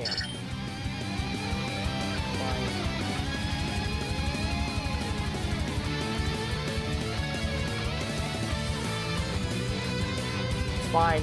It's fine. Everything's fine here. There we go. What? He lost? He lost? You wiped out half my team. Damn it, this fight's not over yet. I got more Pokemon. As long as I have one, I can win this. And you're right, because holy moly. I am not built for this. Oh, Lay. Are engaged. Relief. Magical leafing into death. Tackle, it's fine. There it goes. Cool. I'm screwed. I'm screwed. Why?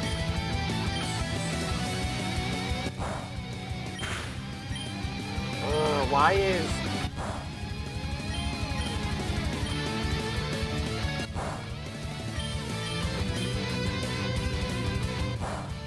Why the heck is Drain is fairy type moves? Why does fire resist fairy? Why?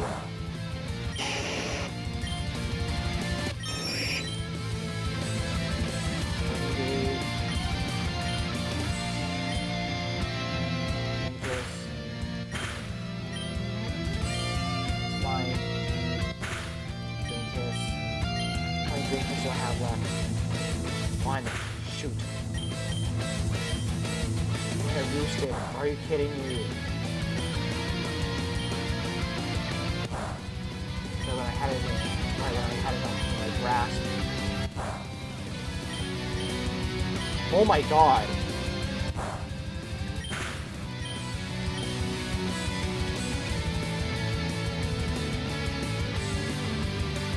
Yeah, you're gonna kick my butt.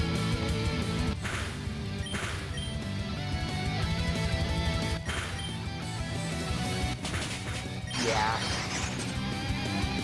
It's over. It's so Jover. It's so Jover, dude. Yeah. GG's. Good one, Blue. Good one, Blue. You kicked my butt. Are you laughing at me, or... I won! I can't believe it! Is this what it took? Bruce Knuckles, a Magic Rock, and Gramps being out of class for a week? I feel like I was just throwing stuff at the board to get that combination, but hey, at least it worked! You've won before. Yeah, but I should be winning every time! Oh yeah, I'm sorry this page forward to, but thanks! Anyway, let's get out of here. Your battle style is so showy, you probably could have called the entire disciplinary committee on our asses. Sure, blame my Pokemon moves, not your constant yelling. Hey, this place is absolutely soundproof, don't... Yep. Did I just hear someone bark? Shh, we gotta... Ah, crap, I think they heard. It's like someone's else is in here? Behind the bleacher, is there? Hey, who's there? Classic. Hey, bros, fancy seeing you two here. You didn't know where you guys were. Didn't know you guys were like that.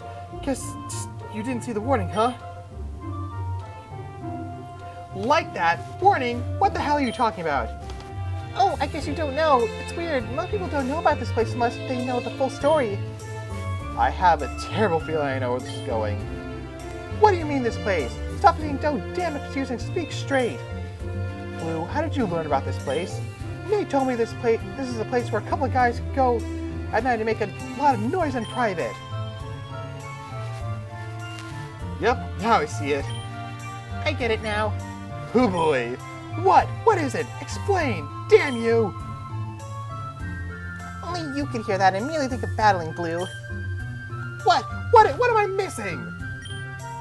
Okay, bro, here's the deal. Only Instructor Wallace uses the fancy pool, and he comes here exactly once a week, on Monday nights.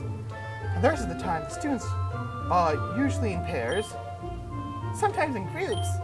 Sometimes the groups come here to, make love. Oh, and the shoe drops. Yeah, so that's how it is. People hang their uniform ties on the handle of the building to let everyone else know that it's occupied. I didn't see yours. I scoped out this place earlier. I saw 2 ties hanging on the door. I thought they were just lost, so I, put them in the lost and found. Ah, damn. I'll have to get those back tomorrow then. Make us some story about how we dropped them. Well, that's alright, man. You didn't know. Wait, that means Wait, does that mean Nate was flirting with me? He flirts with everyone, dude. I knew that. Anyway, now you know the story of the facility pool, so I guess you can tell other people who might be interested. Since this is a one-year academy, there aren't any seniors to fill us in on this kind of stuff, so we just have to learn all these mysteries and traditions on our own. Quick question, though, where did you learn this from? Well, don't tell anyone this, but Brawley, Faulkner, and Roxanne often come here, and Brawley told Brandon. Yeah, we were out running the fields when he just casually dropped this knowledge on me. But like, hey, May said, don't tell. But hey, like May said, don't tell anyone. My lips are sealed. Even the former student council, how deep does this conspiracy run? Don't stress about it. Anyway, if our tires are gone, we probably should stick around here any longer. Guess we'll be heading out? Thanks for the info, I'll keep that in mind. Like you'll ever be able to bring a girl here. Who said it has to be a girl? All I'm hearing is that you got at least 2 genders who are going to reject you. And all I'm hearing is that you thought Nate flirting was him giving you a hot tip on battle spots. So really, who's got less game? Your bickering continues. Sneak back to the dorm. Avoid campus security and the disciplinary committee's patrols. You think? Meanwhile, not too far away. Gosh, I forgot a lot of stuff in the intervening month or 2. I didn't play this. Trin, you're being unreasonable. No, Miss Annabelle, I'm finally behaving as reason dictates. We must close down the school. The children are in danger. There are no children at the school. There's only young men and women. If we were to disrupt their learning now, it could be catastrophic for their grade, their future. Let's not even talk about how furious the parents would be. You know how much a single hour of tuition at Coburn costs? No, but I don't see too damn much. Bad word. You're right, I'm sorry. I put a coin in the jar. I'm not suggesting you close the school without compensating the students and the parents. Just send the bill for the classes they've taken, then invite them back when they've ensured the school's safe. Your work with the international police has made you forget common ways of life. I cannot simply send them a bill. Many students are relying on 6 months before Many students are relying on the 6 months before tuition is due to pay it. In any case, what you're suggesting simply wouldn't be allowed by the board. They're a flock of vultures. But I happen to agree that, in this case, closing Coburn would do far more harm than good. Why aren't you listening? My agent was attacked. I'm just concerned about that as you are. He's my student, in addition to your agent. I would not... No, not black number 2. I'm referring to the truck driver. But who was transporting the specimen? I find your couch disregarded as Nathaniel's plight upsetting. It's just Nate. He's our best agent. He's never been so much as scratched. The truck was attacked en route to the airport. The specimen inside was still unaccounted for. It will return to Koban. To guarantee everyone's safety, you must send everyone home. It is interesting, this field of safety you brought up. I think perhaps you're not entirely truthful with your intention. What? Well, from a logical standpoint, there's no safe place in Koban. The best trainers in the world are here. Why, I could shout champion, and no less than 3 people in any given room are liable to look at me. So pardon my suspicions, but this appeal to safety feels to me like an argument you make only because you think it would appeal to me. Necessary, of course, you want the school shut down for a different reason, in talking what your true reason is. Though I'm no less resented to acquiesce your plea, it must be said. Maybe speak in private. So, this performance was for my daughter's benefit as well, noted. In any case, there's nothing you can tell me that I would not share with my daughter after, so I see no reason for further privacy. Okay, here's the truth. When Azaz returns, the law will certainly do so in a very public fashion. The transport truck was attacked. That's proof enough that there are bad actors who seek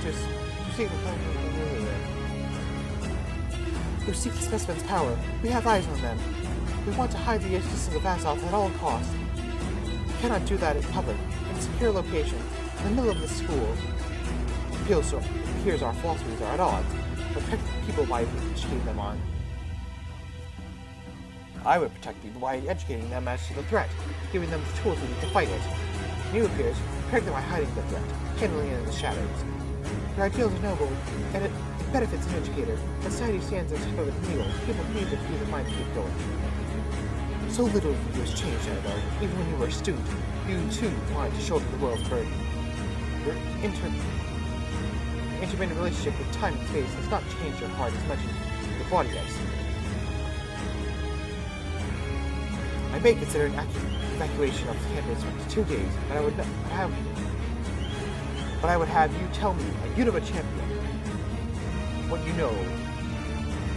Wait. I misread that. Gosh darn it. But I would have you tell me, and Universe Champion, what you know before I agree to anything. That's fair. Tell us then, what is it that the International Police has so concerned? What do we have to fear? Eternity.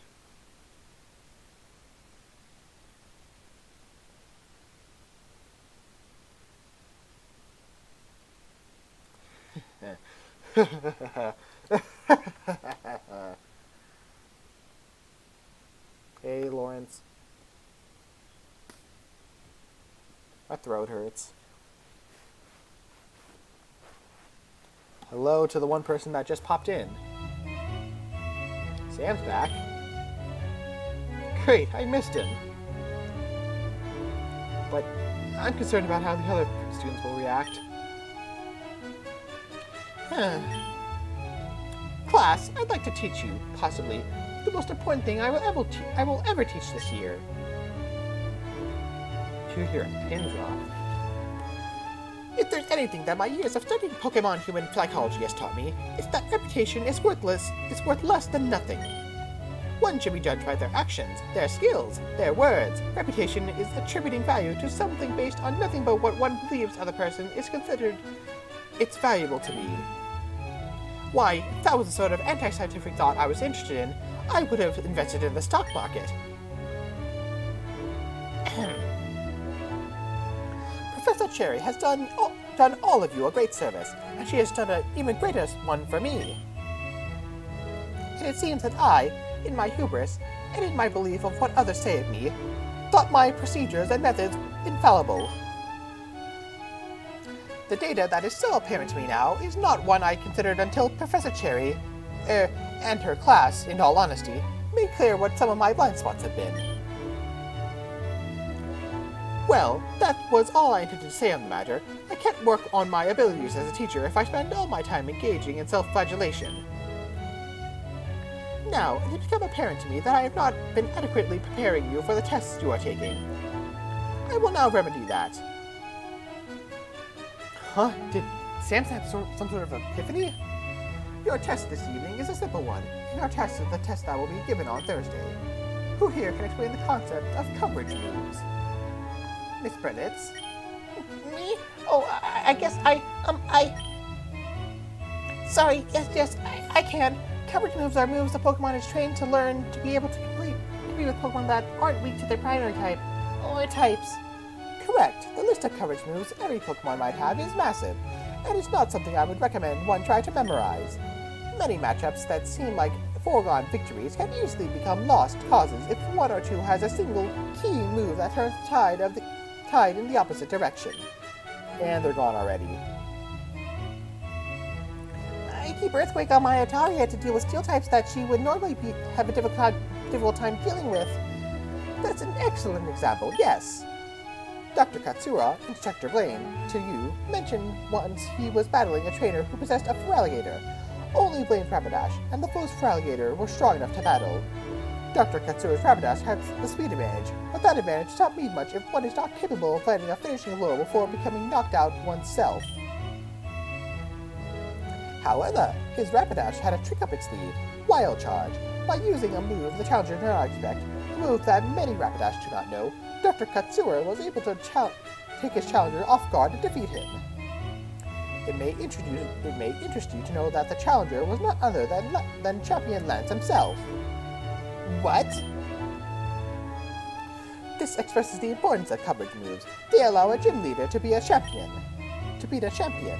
Dr. Katsura's Fire-type moves would have failed to have any impact on Champion Lance's Dragons and Water-type. But through clever moveset creation, he was able to pull out a victory. Granted, Lance was not the champion at the time. Lance doesn't use a Feraligatr. Not anymore. I'm not certain, but I believe he retired that member of his team shortly before his attainment of the Kanto champion title. Perhaps he would have divulged more details to members of his battle team if you were to ask. Now, some Pokemon have far more coverage options than others. My specialty, normal types, are particularly...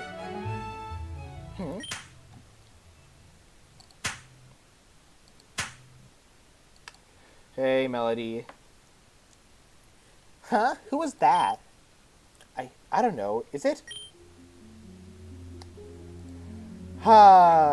Good old... No, that's not what I want to do. I want to take this music out. And... Gosh, what music am I going to put in its place? Hang on.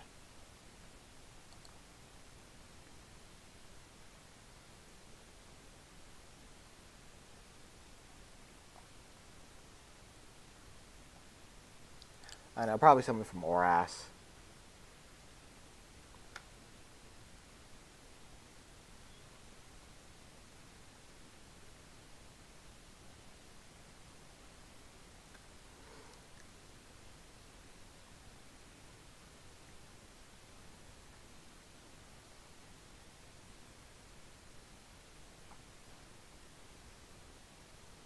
Counters. Petalburg Woods. Sure, why not Petalburg Woods? Come on. No HEB. Bad.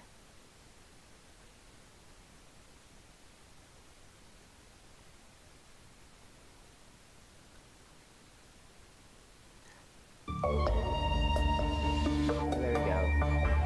That's perfectly fine. Turn around in your seats to see who the mysterious clapper at the back of the room is. Oh, yeah. Or it's Lawrence first. Bravo, bravali.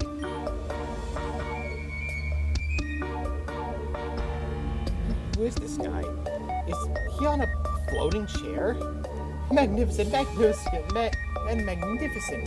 my esteemed Sam Oak. Truly you are a genius of your field, an excellent, intellect beyond compare, a paragon of education. Why, I appreciate the compliments, thank you, but I'm afraid I'm in the middle of a lesson right now, so... Sam, surely you have 3 seconds to spare for your generous benefactor. Why, if you put me off, I may be concerned you've forgotten who recommended your appointment as a teacher here. I suppose I actually had, That was you. Of course. Oh, Sam, you wound me. In any case, please, this will only take 3 minutes. Well, what can I help you with then? Oh, it's just the most delightful thing about this class of yours. I can't help but notice it has 32 students. Why, yes. 32 is within the range of class sizes recommended by the dean.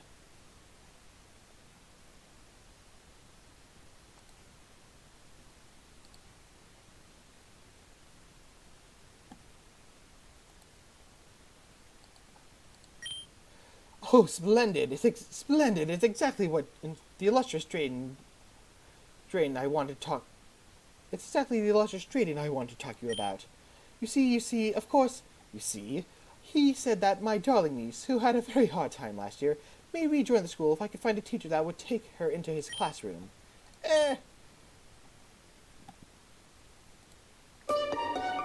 Why, think about it, dear Oak. Consider this. Who else could I go to? Chris? No. Such a suggestion is preposterous.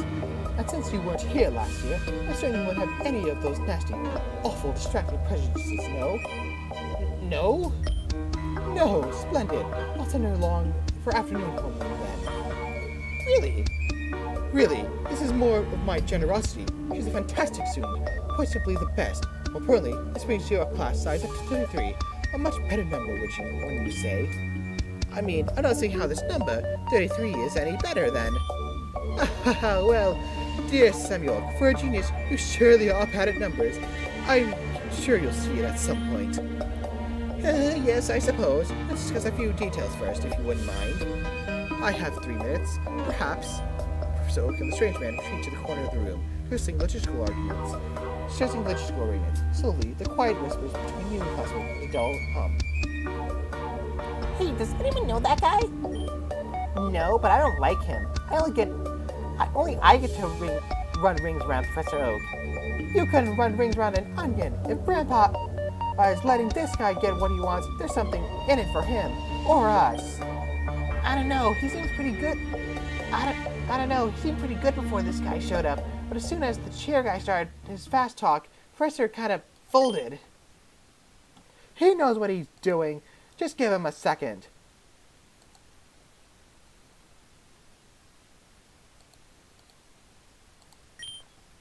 You're biased.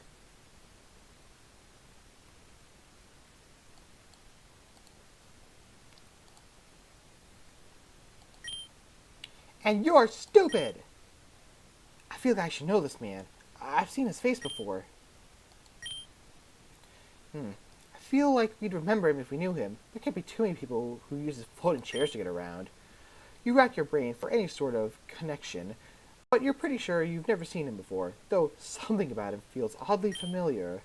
Wait.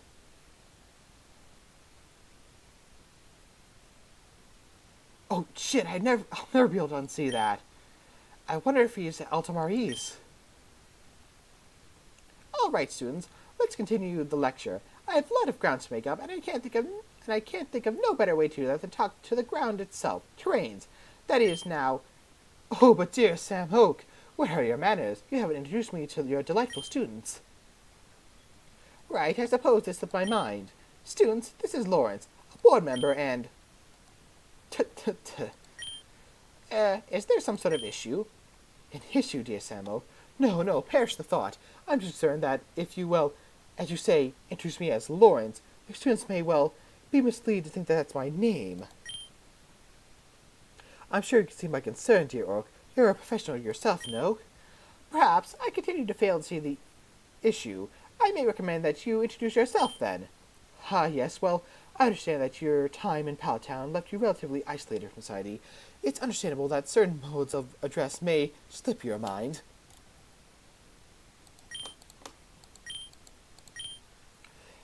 Then very well. It appears I have a pleasure introducing myself to all these fine, fine young students. If you wouldn't mind giving me some room to spread my legs, as it were, to coin a phrase, if you would pardon. Excuse me. Well, well, well, Class 1B, it's such a pleasure it is to be before you here today. I may assume at least 3 of you recognize me. May and Dawn share a quick glance, but no one says anything else. Ah, so wonderful. My legacy proceeds. This is fun.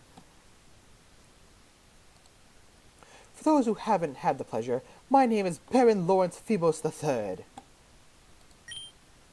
I am a collector, coordinator, philanthropist, and many more titles besides.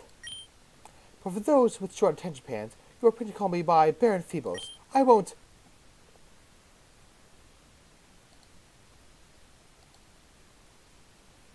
Talking? I wasn't...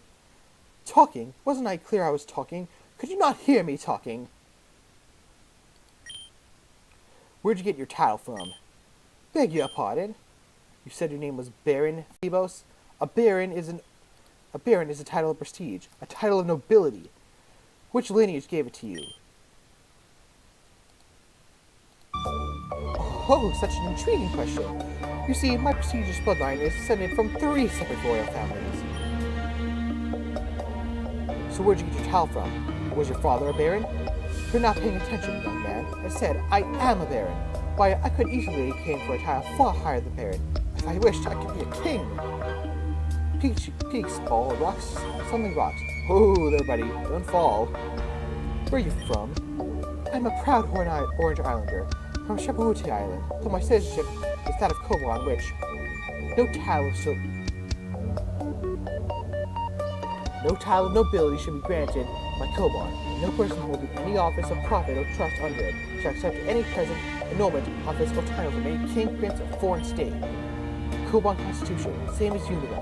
You're either not a baron, or you're not Kobanian, or you're in violation of the law. Which is it?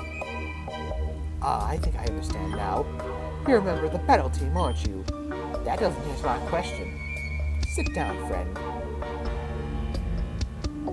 I was a student here once upon a year. Oh, my beloved Koban, whose walls sing songs of ancient collections yet to be completed. That was the school song from back when I attended. But you see, when I joined, I focused primarily on my work as a coordinator. And the battle team at the time, well, they struck up quite a fuss. Why, bullies, louts, and thugs, the lot of them. Coordinators, or those little girls who dress in skirts and dance with their Pokemon. Yes, I heard such things thrice a week. And of course, the battle team constantly soaked up every other club's budget, such that the noble, fine, elegant art of coordinating was entirely sublimated to their inelegant whims. I must confess that Koban's hallowed halls haven't always been a welcoming place for me, but I did love it. I loved it greatly. I hope to show the love of Koban again. I've heard, for example, that the Coordinators Club has recently hired Lisa as a club advisor. A fantastic pick. I couldn't have chosen better, aside from Champions Wallace Waters, of course. Seems perhaps somebody forgot the obvious hire. I'm not sure what he's saying anymore. So yes, to make a long story short, I think it's fair to say that my history with Battle Team may be a tad contentious, but I won't hold that against you, my friend. Just do keep in mind my board of membership affords me some privileges. What does that mean? I swear to God, if he tries to mess with Battle Team. In any case, I believe that all I need to say to introduce for today is ta-ta for now. Do give my beloved, darling, kind-hearted niece a warm welcome, if you please. I'm sure you'll all be the best of friends. And so off he goes. Right, that was an unforeseen interruption. I apologize for that. I've got some more material to cover, so let's put the music back on, because whatever. Oak attempts to continue lecturing on important coverage moves, but is never truly able to regain his class from the many whispers arise after the cheerbound coordinator's interruption. Okay, that wasn't fun. Alright, oh god, what was the plan of action I had again? Steel types?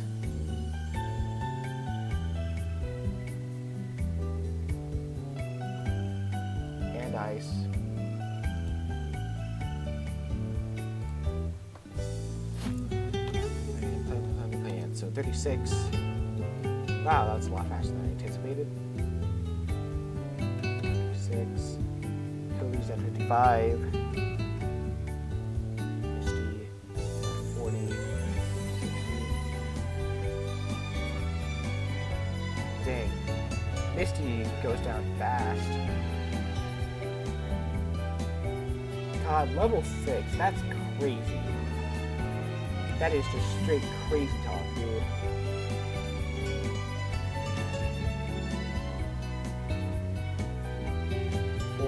Four.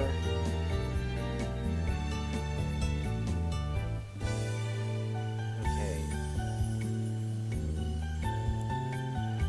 I think I go ice here.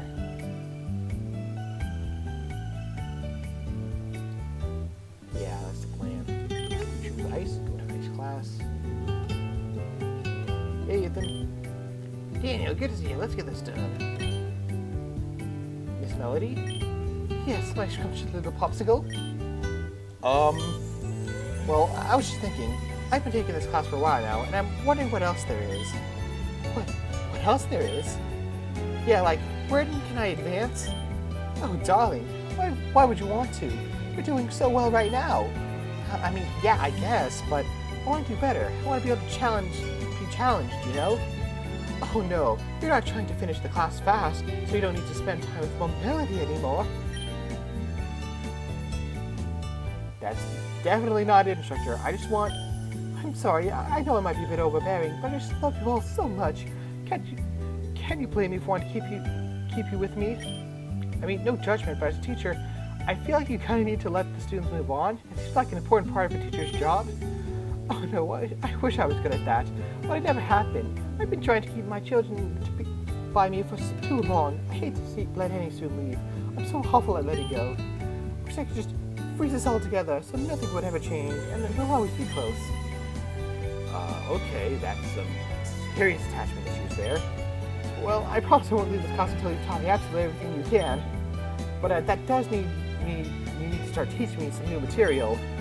Oh, alright. I'll give you this class's event exam. It'll be a one-on-one battle, and if you pass that, then I'll teach you something new. Specifically, I'll teach you the Ice-type special move, Slow Freeze.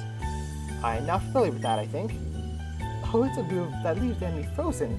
You'll move after everyone else, but it's only a way to guarantee a freezed opponent. Huh, okay, yeah. That's that there aren't any other ways to do that.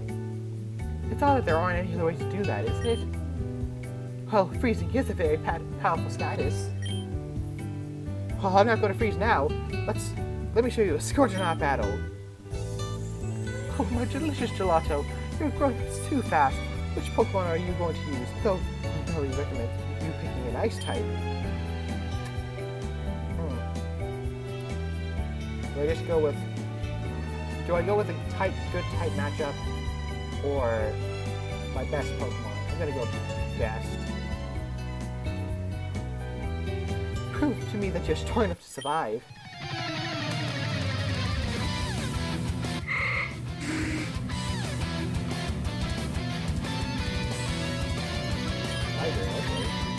That's the pocket sand. That's good, that's fine. Exciting. Down it goes. Awesome. And, oh, that was it. Alright then. Well done, Popsicle. Aw, Miss Melody, don't cry. And none of my Pokemon can learn this move. Oh, leaving already? Yep.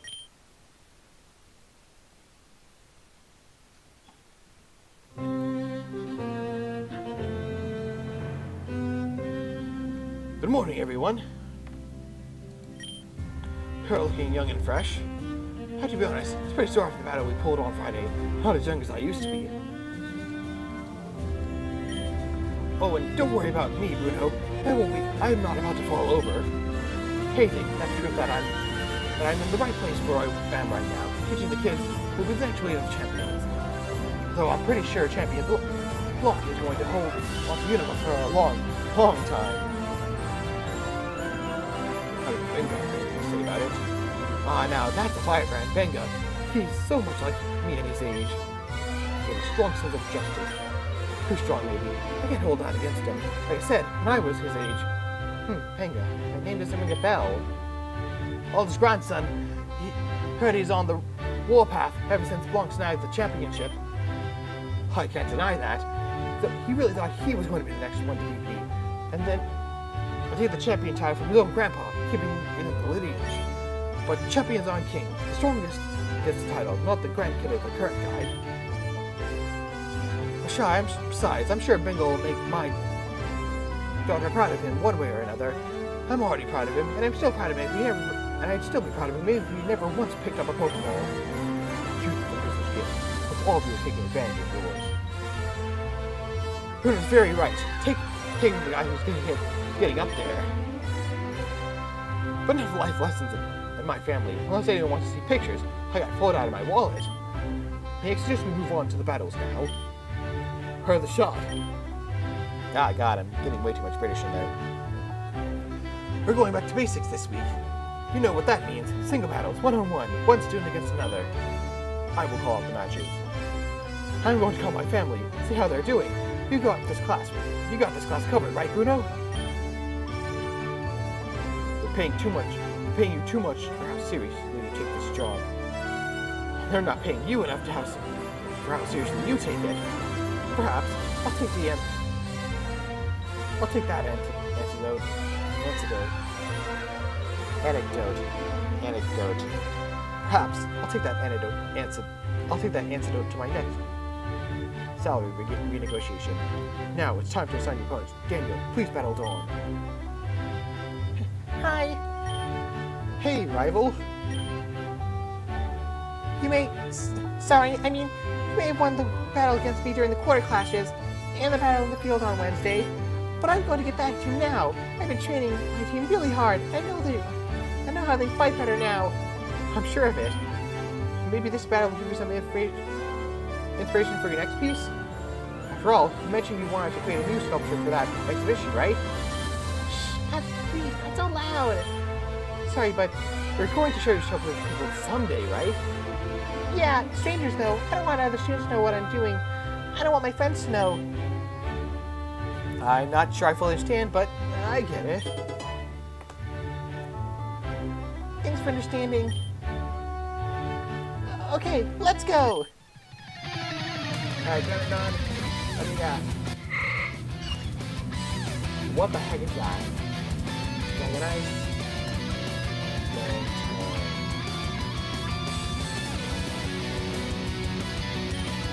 So good. Again.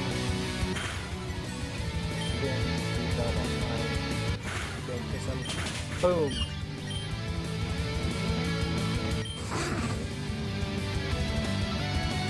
Side beam.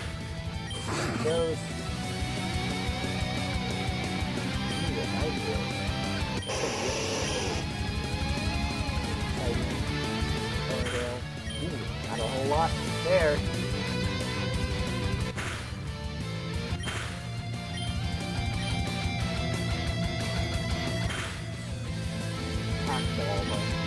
It's fine. A special attack.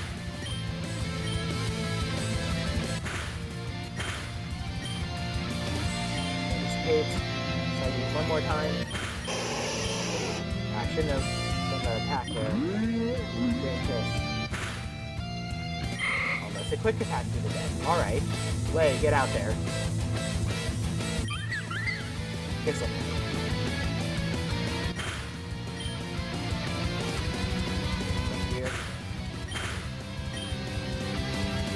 Very effective. Why it's not super effective? It's simple world. Probably makes it hard down. And tank.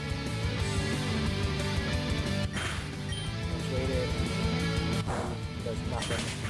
No bomb. Does a lot. Not a lot. Good. That's good. Another drainer. Ugh. The metal cauldron. Oh, fuck. Down it goes. Awesome. I've still got a long way to go before I'm back to where I was before. Seriously tough battler, Dawn. We'll climb back up that mountain in no time. Oh no, I'm not upset. I thought I was past this point, but I guess I was really just standing in the foothills. I'm not upset, really. I don't mind climbing again, as long as I am doing it because I want to. It reminds me of that play we saw at the theater, the one that Misty was in. Even though the pieces kept falling and getting buried in the snow, she always made her way back to the top. Yeah, she was strong. Well, for a fictional character, anyway. Oh, I just remembered. What do you think of Band Phoebos? I'm not sure. Looks like you and May recognize him? He's kind of a famous figure in the Coordinator Club. He was a world-class coordinator, and after leaving Koban, he became a really famous collector of Pokemon relics. I didn't know he had a niece, though. Is he still a coordinator? Well, generally he needs to move around and dance in, posing contests. Gotcha. I see how you find that difficult, given his legs. Wonder what happened. I get a feeling he'll share that story happily if you ask. Maybe. Well, it looks like the bell's just about to ring, so I'll just... Don't be a stranger. Oh, it's time for lunch already? Fantastic, I'm famished. Little bearish there, shouldn't have. Oh, wait. You only just walked into the cafeteria when you notice a sudden commotion. A group of students are surrounding some sort of argument happening at a table in the center of the room. My way. In my way? Bad move. Oh no, I don't mean anything by that, Melody. Oh no, everyone's staring at me. Hey, what's happening here? That girl in the sunglasses harassing that skincare girl? Scan the crowd for someone you know, and notice Yellow's signature straw hat just under your field of view. Hey Yellow, what's happening here? Oh, I'm not sure. I think this new girl was talking to one of the cafeteria workers, and then when Clara said something to her, she started yelling at her too. Clara is one of Leaf's friends, you don't know? Never seen her before. Please, I really don't want to make you so angry. I'm not angry, confused maybe. I just you just can't get into your mindset and see where you're coming from. That you think any of this is a good idea. Please stop being so angry. Okay, now you're taking me off. Maybe you just can't hear me through all that hair. I'm not angry. Mark it. Memorize it. Get a tattoo. You know why I'm not angry? Because you literally don't matter. Water out, ducks back. Say what you want. Why are you so mean? Is it because of all those rumors about you? Literally, shut up. I just want you to know that I never believed them. I really think there's good in everyone, even if you did. F you. Fight me. What the hell? I don't want to fight. Too slow, folks. This won't be a quick battle, then. Wait, that's not point. There can't be a battle here. Should we not call this disciplinary committee? They're breaking the rules, are they not? This isn't any of our business. Just stay out of it. Did somebody say business? Ladies and gentlemen, it's the Battle of the Bays. Who will win the climactic cafeteria competition? The kind, cute Claire, or the newcomer, the enigmatic and mysterious Melody. Betting pool is now open. Bets are starting at 3-1 with... What the devil is going on here?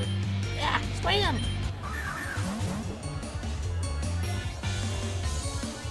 Ugh, the disciplinary committee. I don't know who I'm rooting for less here. Guess the fun's over. Now the bad time brigade showed up. Please explain my curve here. It's nothing really. I'm very sorry, Sharon. Molly and I just lost our tempers a little bit. We were arguing. She sent out a Pokemon first, started fighting, and then I sent down my Pokemon too, and... This is correct. You instigated the conflict. Sorry, we're asking if you... She just stopped talking. Disciplinary committee? That is us. May I ask why you're not in uniform? Hey, listen up. You can't touch me. Please elaborate. No. It's almost funny. Stop. That's not the way I wanted to do that. Stop. Melody flips her sunglasses up. You're immediately struck by the piercing cold in her eyes containing nothing but scorn. Guess you're not in no. There's not disciplinary dork. I don't do what I'm told. I've been pulled into Drain's office so often, I got a timeshare there. You can run into the Drain or the student council all you want. I'm untouchable. You got no grip. Got it, guys? I go where I want, act how I feel, maybe sitting on the floor, but my kind of feel. So I'm going to run the hallways. I'm going to text in class. If you want to die on that hill, you can just save us some trouble and offer yourselves right now. Mark it, memorize it. I'm Melody, I'm in charge. Clear? What do we... Well, obviously, of course, in concert, but in a much more real sense, what do you do? You should tell us what you said, yes. I love the compliment. I have a feeling this is going to be a big problem for us. Oh, was the manifesto she was just decided telling us it was going to be a big problem? That would give it away? Why are you always so rude? You could at least try to get along with me. We take our job seriously. You're not just going to argue with you. Think your other arguments arise. Holy shit, dude, it's badass. She just toured the disciplinary committee a new one. I don't know. Aren't the school rules like kind of important? Oh my gosh, that girl. Do you think Melody's going to join the nursing course? You like that? That's interesting. Well, maybe it's more like it. Incredibly rude of her. Wait, Melody? Some cat Melody? As you look around, you begin to realize the entire cafe has descended into a frenzy. Everyone arguing probably like about Melody's action. The riotous, argumentative nature gives you some unnerving flashbacks. You put your hands on Facebook there. You know what passes. Okay, let's get out of here. There's no reason to sit around and deal with this. Let's go in the garden. Whoa, hi? Come on, let's get out of here. Hold on. Claire grabs you by your hands in a gesture that feels immensely similar to your first meeting with Leaf. And before it even occurs to you to protest. Phew. Are you alright? Huh? I mean, yeah, of course. I mean, it was a bit loud in there, but nothing too bad. Oh, really? But the way Sheeran was so mean to you. Yeah, that wasn't great, but he didn't, like, turn me off of crowds or anything. You're really brave. I really admire you, you know? Hey, what? That's a bit much. I mean, we've never talked before, right? Oh, that's right. I'm sorry. I've wanted to talk to you for so long, ever since the first week of school. Just so cool and handsome. I couldn't work up the guts. It's just like I have a little bit of butterflies myself every time I look at you. I'm sorry, I shouldn't have said that. You probably think I'm weird, right? No, that's very sweet of you. Oh gosh, I'm so sorry. I just realized I never introduced myself, did I? I'm Clara. Yeah, I know. You know? Well, yeah, Alright then. Does that mean you've been watching me too? Have you been thinking about me all this time as well? But sorry, I don't know you that well. Oh. I just heard your name from my friend Yellow. Apparently you know Leaf. Oh, yeah, she's a very good friend. We're besties. Huh. I thought Leaf and I were besties. Oh. Yeah, some people just say they're besties with everyone, you know? But I really mean it. She was Clara's the besties for life. Well, Clara, thanks for being concerned about me in the cafeteria. I mean, getting hard, but I'll be fine. I'm glad. I don't want to think about anything bad happening to you after, well, you know. Oh gosh, I can't believe I'm about to say this, but do you want to eat together? Sure. Yes. You and Claire sit down on a bench together. Claire unfolds in a library wrapped lunchbox. It looks like it has a lot of lovely character to it. Hey, just to make sure we're on the same page, you're not like trying to be close to me because of peaks, are you? Oh, you Pikachu? No, not at all. I thought you even before your Pikachu became special. And I'm not trying much of a battle anyway. I'm more focused on the contest circuit. Oh yeah, are you part of the Coordinators Club? Yes. You must know Brendan and May then. Oh, What? no, it's nothing. I shouldn't gossip. Is it something about Brendan and May?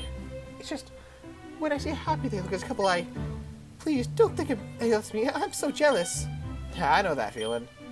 I mean, I never even had a boyfriend before. Same boat, or girlfriend. Really, but you're so tall and handsome. Yeah, it just never happened somehow. So you would leave... Now we haven't gotten our first date yet. Oh, I hear that. That keeps getting delayed. Yeah, I guess. Shit.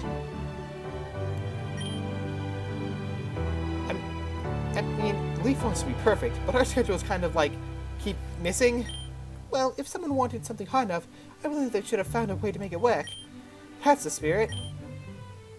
Do you want to, with me? Sorry, I couldn't hear that. Do you want to go on a date with me? If you're not busy, and if you don't hate me, we can go out tomorrow evening. I'll wear something nice if you want to. Please? I'm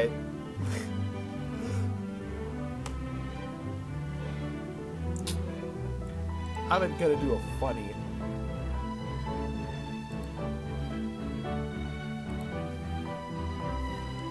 There.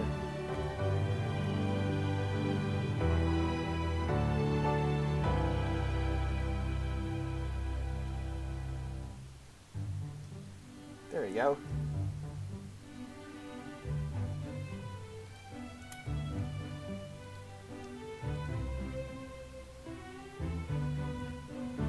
Obviously, you don't actually say that, but if you direct this girl's plea for a date, then doesn't somewhat seem like you're going to be saying that? But if you reject this girl's plea for a date, then seem like that's what you're going to be saying. Maybe you should reconsider.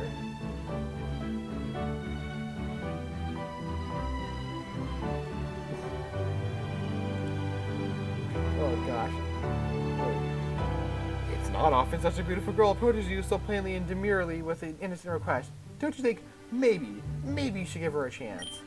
I mean, let's be honest. Are you really going to be able to do any better than her? Let's see. Who's your highest ranked bond with right now? Dawn? Leaf? Do you really see things working out with either of them? Come on, stay on the tracks.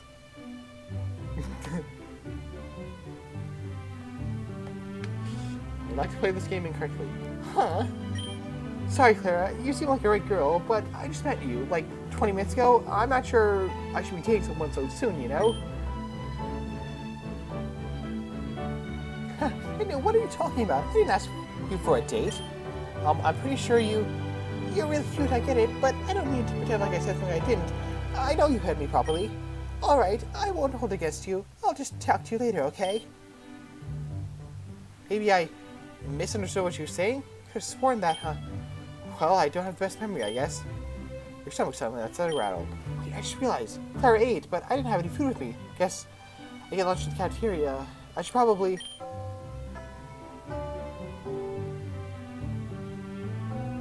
Just one missed lunchtime, suddenly wondering if coupon's worth it. Vika.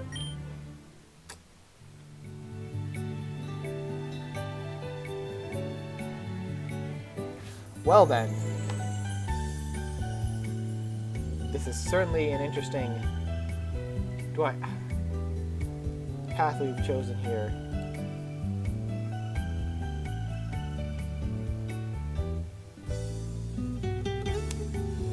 Okay, so I think I'm gonna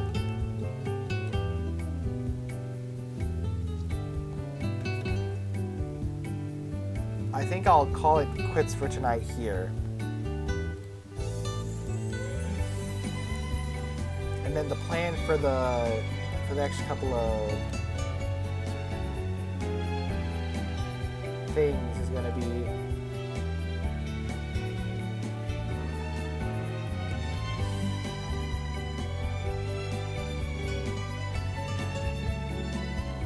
first off, I'm going to go back here off camera to do the Dawn one because I want that to be the canon thing I do, the Dawn performance. But yeah, that's the plan.